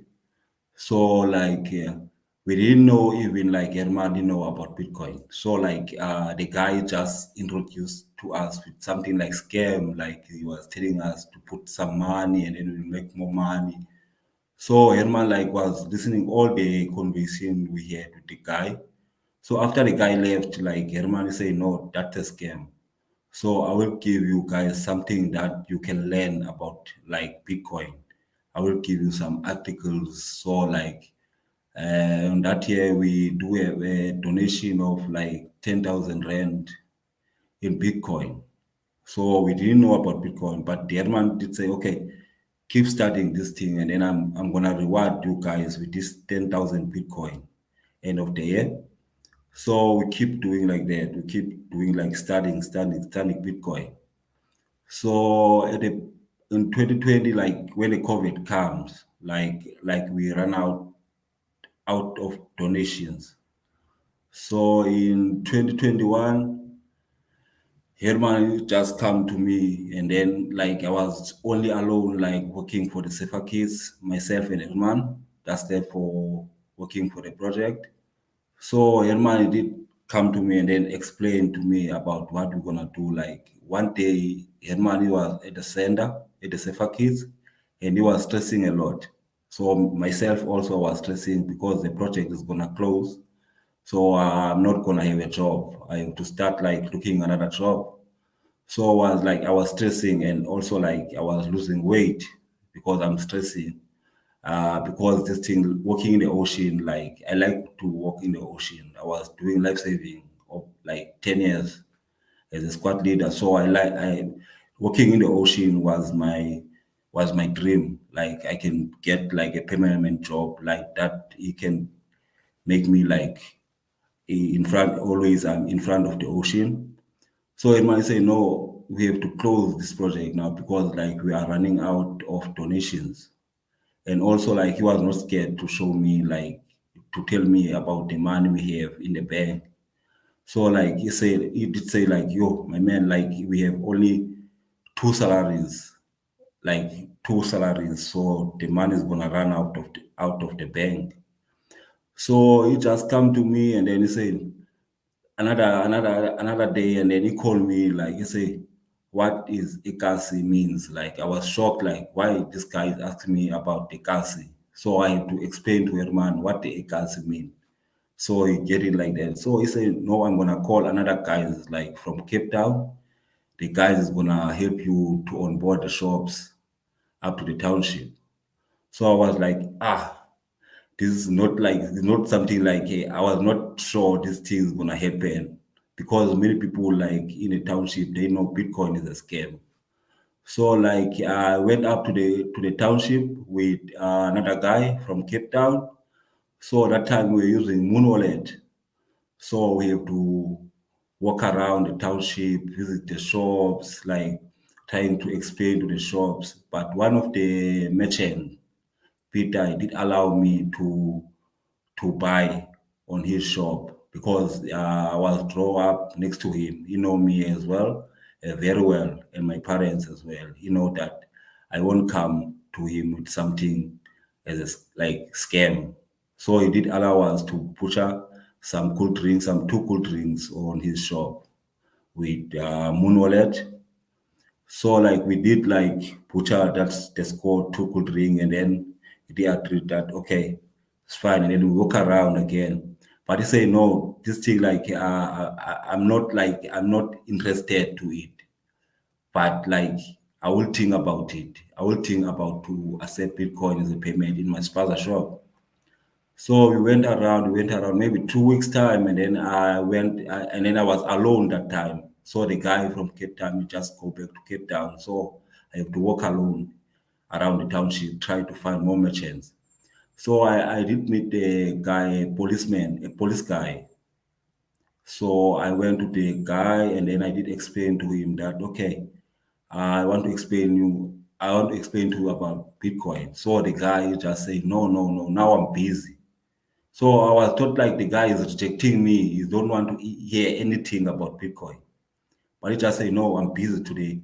I'm gonna be busy this week, and then next week I'm gonna be free. So he have to come back again. So I went to the guy again, and then next week. So the guy like he say, no, look, we're gonna meet at the Safer Kids Center because like I don't know anything about Bitcoin that time. I can't explain to the guy about Bitcoin, but I don't know anything. So I did. Herman said, "Okay, I'm gonna meet the guy at the Safer Kids Center." he would take the guy at the Safer Kids Center. So the guy on another day, the guy like he said, okay, we're gonna meet at the Safer Kids Center at 8 o'clock. So the guy like I did come here on his shop. So I asked the owner, his wife, so where's the guy? He said, no, he's already left. He's going to the Safer Kids headquarters. So the guy, he was just there like early. He went there early before like we go. Like he went like half past 7. So the time I arrived, the guy was already there at the Safer Kids Center. So Hermann did explain to him about Bitcoin. So the guy, like, he was very interested to accept Bitcoin as a payment because, like, he said, no, I like to help people that I see they are doing like something good for the community. Because that time we were busy like coaching the kids how to save. So the guy was watching us all the time. Every time I'm taking the kids and then take the kids down to the beach. He was watching me that time. So the guy like he was not having a problem. So I did start to buy some. Everybody did start like pay me half of my salary like in Bitcoin, the small portion of Bitcoin, so I can buy something on his father shop. So every week, like I getting that portion of salary, and then I go to the shop, I buy something I want, like bread. If I want something like to cook, like I can buy anything to the shop. But the wife of the guy like did notice that okay, the shop like is becoming empty, but I don't see the money. Where's the money? So like another day, I did send like one of our junior coaches to buy me bread at the shop with lightning.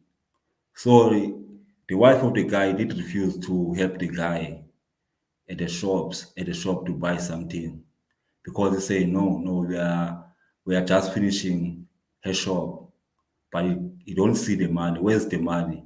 The money is just going straight to his husband, straight to his wife. The lady don't see the money. So like I did talk with the husband, except did say, okay, let's exchange the Bitcoin to fiat because now we have a problem. Your wife is don't want to ask to buy to the shop. So the guy did agree. That time we were using Vara exchanger to exchange Bitcoin to fiat. So like the guy did agree, okay, I have to go to his house so we can exchange the money. You can take the Bitcoin to his bank account. So we did that, and then the guy went to withdraw the money, and then like I did meet the guy while I was going to buy electricity. So the guy was saying, "Oh, this man, Bitcoin is nice. Now look, I'm eating meat." So like, I was happy to see the guy. Okay, the guy is happy, so he will talk with his wife. So the guy maybe he talked with his wife. I don't know did that happen. And then I did go to the shop to buy something to eat again, but with fiat. So the wife say, no. You can buy with Bitcoin and you can take anything you want. You can buy everything you want with Bitcoin. I see now this is the money. So this Bitcoin is a proper money. So you can buy anything. So what I like with the lady, like he was accepting Bitcoin since the beginning until now. He's still accepting Bitcoin as a payment. And he's so happy, she's so happy to accept Bitcoin as a payment because like every time like when she see me like he always tell me that if it was not Bitcoin, like he was supposed the shop is like is owned by somebody else, you see. But like since like he have hope and then he have savings in Bitcoin. So like Bitcoin so also, like, is the reason that I see Bitcoin can change a lot of merchants' life in this township. But some of them, they are still scared.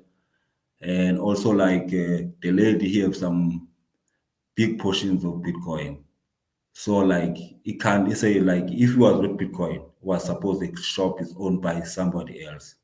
But he have that hope. Okay, I have savings, so maybe this Bitcoin thing is gonna change my life. Like I can build like big spaza shop in the future with Bitcoin money. Yeah, so I mean, a couple of things I'm taking away from what you're saying is, in Bitcoin, people like to say, don't trust, verify, right? Yes, But you shared that the interaction you had with the shopkeeper, who knew you, right, at the beginning, yes, and there was a degree of trust. yes, So the importance of remembering that building the having relationships of trust and building trust is still yes, important. yes, yes, Especially when people have had bad experience being scammed with another crypto, or maybe even with Bitcoin, people taking advantage of them, and how important yes, yes. building the trust is. It's very important. Mm. Yeah. So that's one thing I'm hearing from you. The other is the need for patience, right? and Yeah, and yeah. and to build the relationship with Yes, yes, yes, merchants or whatnot, because it sounds like at the beginning that merchant, whose wife didn't want to accept Bitcoin, with a little bit of time and building that relationship with you, ultimately yes, that's turned into a very positive and yes, yes, continuing relationship, right? yes. And the wife in the other and the wife in the other side, like he was calling me with the wrong name. Like my name is Lutando, but he was calling me with another name because he don't know me. It's only his husband know me, but the wife was calling me with another random name, like I don't know even. Every time when I went to the shop, like he called me with a random name. I say, no, no, my name is Lutano. Because like the wife was not he was not knowing me because I was not like always like I was not growing up like next to him, next to the wife.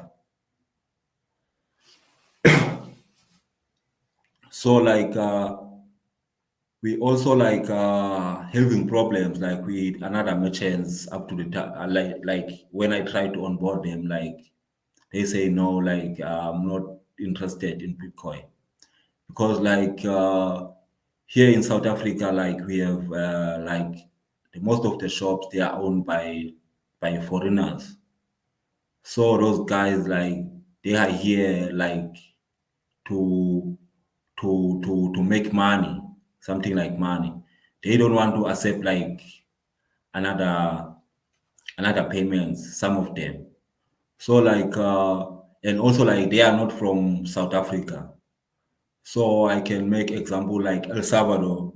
Uh, Most of the shops in El Salvador, they're like the people they own the shops, like they are from El Salvador, like they are born in El Salvador.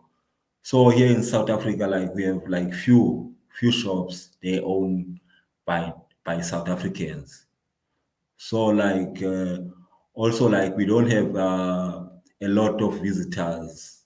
They come in like here in South Africa in our Bitcoin secular economy, and like also like that's the problem. Like we don't want to go like wider to onboard like more shops, like 50 shops, because like we don't have a lot of people that are earning Bitcoin. Like we are only 11 guys, 11 people working for the safer kids. The guys they can buy in the township, not the guys like they can like another guys like they are working for us, but they are not staying in the township. So we are only 11 guys, and also like 20 25 shacks that we already painted. So like we don't have a lot of people that they can spread Bitcoin in the township. So that's why like I don't want to go like wider on board more shops. Because more shops like if I do like on board more shops, like we'll end up like losing shops because no one they can buy to all 50 shops. That's also the problem we still have in Ekasi. Yeah, is that you need more sats to come Yeah. in to the community Yeah. to be able to spend. Yes. Yes. Yes. Yes. Yeah, no, that's a good point. So that around, um, starting slow and but building gradually, right, and finding Yes. that Yes. Yes. Yes. that balance. So if you don't mind, if I can paint a picture, of the Ekasi, for people, just some core characteristics are that, if correct me if I'm wrong, about 90% or more of people in the Ekasi, don't have bank accounts, right? It's largely a cash economy. Yeah. Yeah. Yeah. That's correct. Yeah. That's Okay. correct. And quite low income, and so there's not a lot of wealth to begin with, not a lot of money to begin with.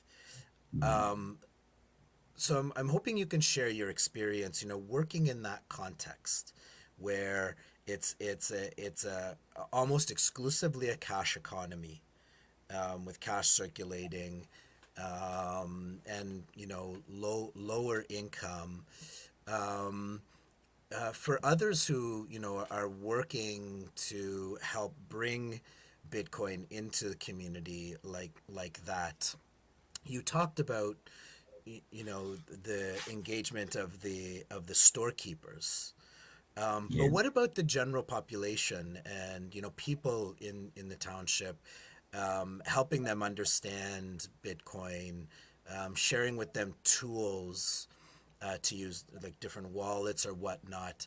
For others who want to, do that kind of work, if it was maybe in another township in South Africa or in Namibia or another part of the world that has some similar characteristics, what advice would you share about helping people understand the value of Bitcoin and how to start? Okay. I'm gonna share my experience about the people like dealing with here at Ekasi. First of all, like I would like to say like many people like here at Ekasi, like they are struggling like education, like lack of education. So like many people they are not like they are not smart on the smartphones. Like also like they have problems with internet, like internet they can't afford to buy like uh, internet data, cell phone data, so that they can buy at the sparkle shops. Also like every time if they come at the shops, like they give me a call, like okay, like before they went to the shop they give me a call like okay, Lutando, I want to buy something like to eat later. I'm gonna come around at the shop. So I have to be there for them, like to help them with the hotspot.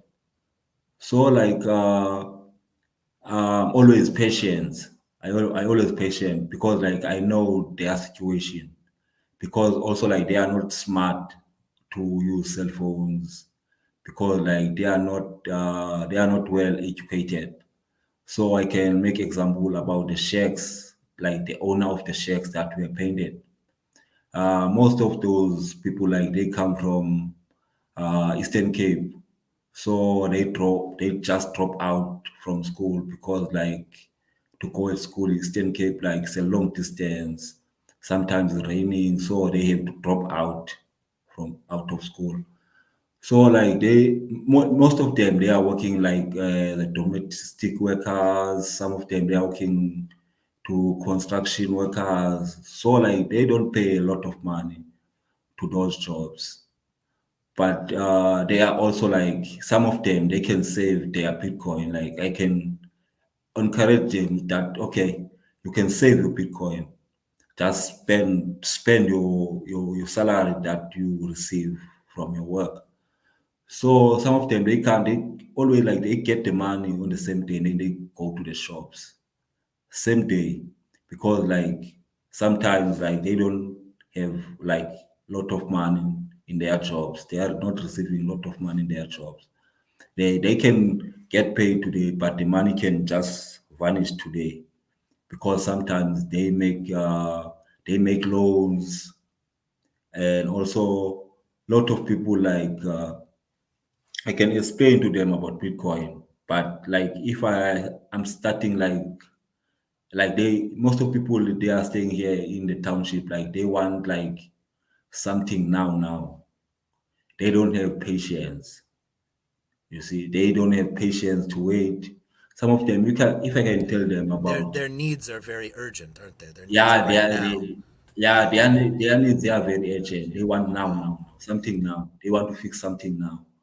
So if I tell them about, okay, you can just buy your Bitcoin and then hold your Bitcoin for 4 years, maybe to 5 years, maybe to 10 years. So they will panic, like they say, like, what? I need money now. I don't want to wait. So like I have problems now. I have to fix those problems now. I don't like some of them they can just say to me, okay, if I keep that money and then I die, if I died, I can die. What that money will go? I say no. Think about your kids, man. Think about your grandchildren. Think about your family.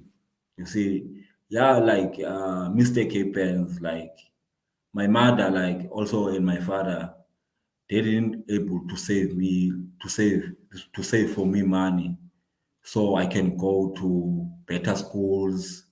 I can go to like I can go to private school, not to the schools that they are here in the township. So also like yes, I did have that problem. I did went to the schools that they are here in the township.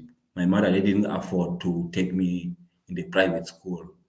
So I always tell them like, okay, also like you did make it, your parents they didn't able to save you money. So now you can start saving money. So your kids they can have a better future. Don't think about you. Think about your kids and anyone like you know that okay, this one I want to see him like go to private school, like think about the future. So many people in the township they are not thinking about the future.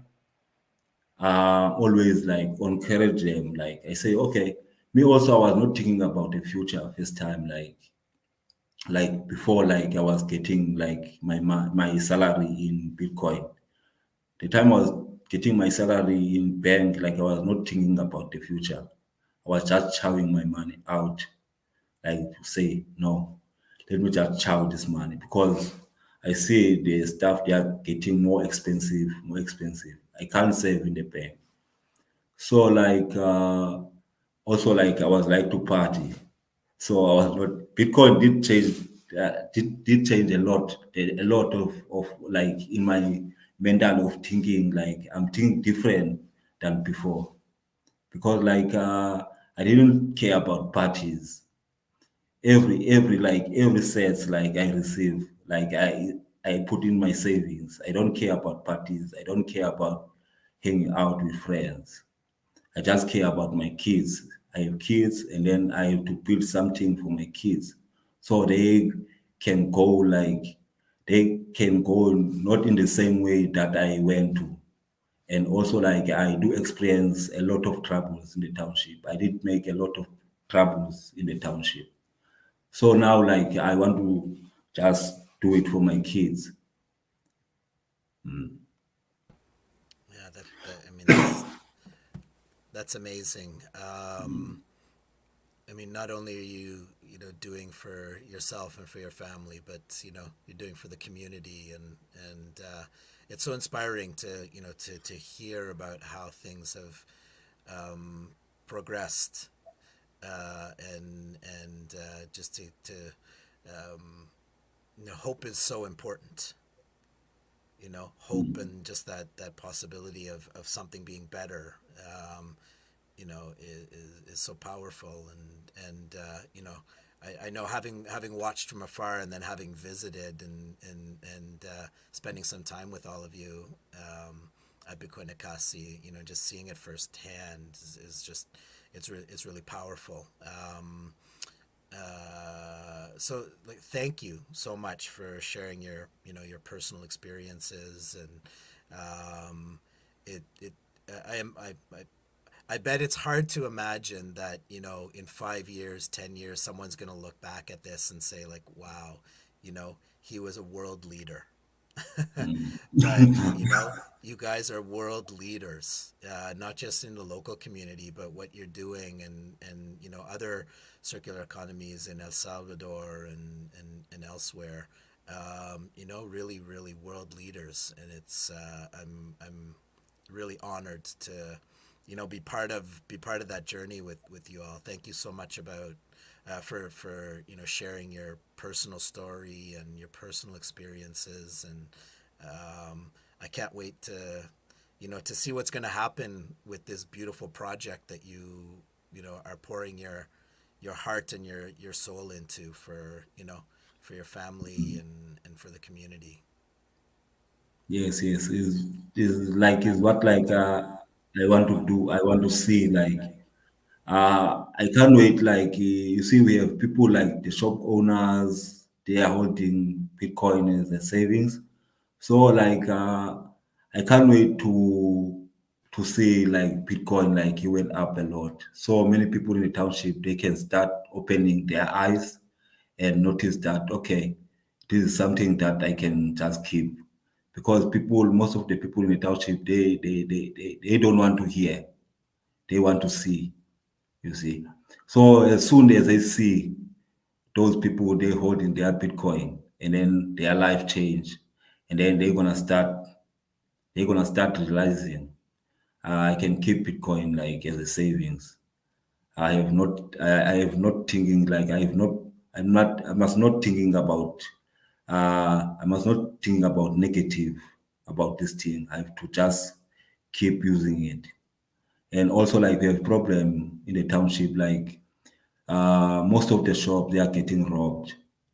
And also Bitcoin, like if many shops in the township they can start accepting Bitcoin, if we can have a lot of people that they are earning Bitcoin in the township.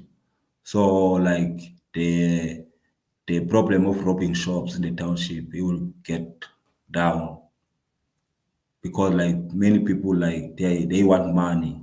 They are after money. Bitcoin is more secure than fiat. So if you have Bitcoin in your phone, like somebody like he can take your phone, but he won't take your Bitcoin. Yeah. Yeah, no, it's an excellent point. There's that security Yeah. feature. I think that's something people often forget. People talk about the convenience of cash, but there's also a security risk also with cash. So Bitcoin provides the benefits Security. of cash, that you can control it, but with more security. So that's another, yeah, an important benefit. Lutando, thank you so much. Really appreciate you taking the time at night. I know this is family time, and I'm sure you have to be up in the morning early to be in that beautiful ocean with the kids or Yes, something yes. too, right? so you can't so you can't imagine where I'm at now. uh, I'm not at my house. I'm at the Ekasi center. I just okay, so leave. you got to get home now. Yeah, I just leave my wife and my kid there at home and then just chill here because I'm gonna get troubles, a lot of Yeah, troubles because those boys they are naughty. They're gonna make a lot of I know, I know. yeah, yeah. Bitcoin doesn't fix that, right? Yeah, fix that. Yeah, doesn't fix that. You have to face the reality. All right, brother. Well, thank you so much for making the time to share your story and to share your experiences from Bitcoin Ekasi. We really appreciate it. And as always, you have a world of people behind you wishing you success every day. And I already can't wait to visit again and see, what next progress that you guys have made, and looking back in a few years and just being amazed at all the amazing things that have happened. So best wishes to you, to rest of the the surfer coaches and the rest of the team at Bitcoin Ekasi. Thanks a lot, Scott. All right, Thanks a we'll lot. see you again. Okay, cheers. Okay, sharp. Bye. Sure. All right, everyone. It's been like, I think, 4 hours plus of live streaming today. So I think there have been a couple people who have been at least online with us the whole time. Really amazed at that. Hope you, for those of you watching the recording, you found value in all of this. This is the third and last of the workshop days for the Bitcoin Beach grants. So signing off now in a moment. And if you're catching the tail end of this, we will be scheduling a question and answer session on June 5th. More information about that is coming soon. And yeah, thank you so very much, and really hope that all of you interested in Bitcoin circular economies, but also those of you interested in helping advance a local circular economy have found a lot of value in the presentations today. And so thank you for your time, and signing off. Bye, everyone.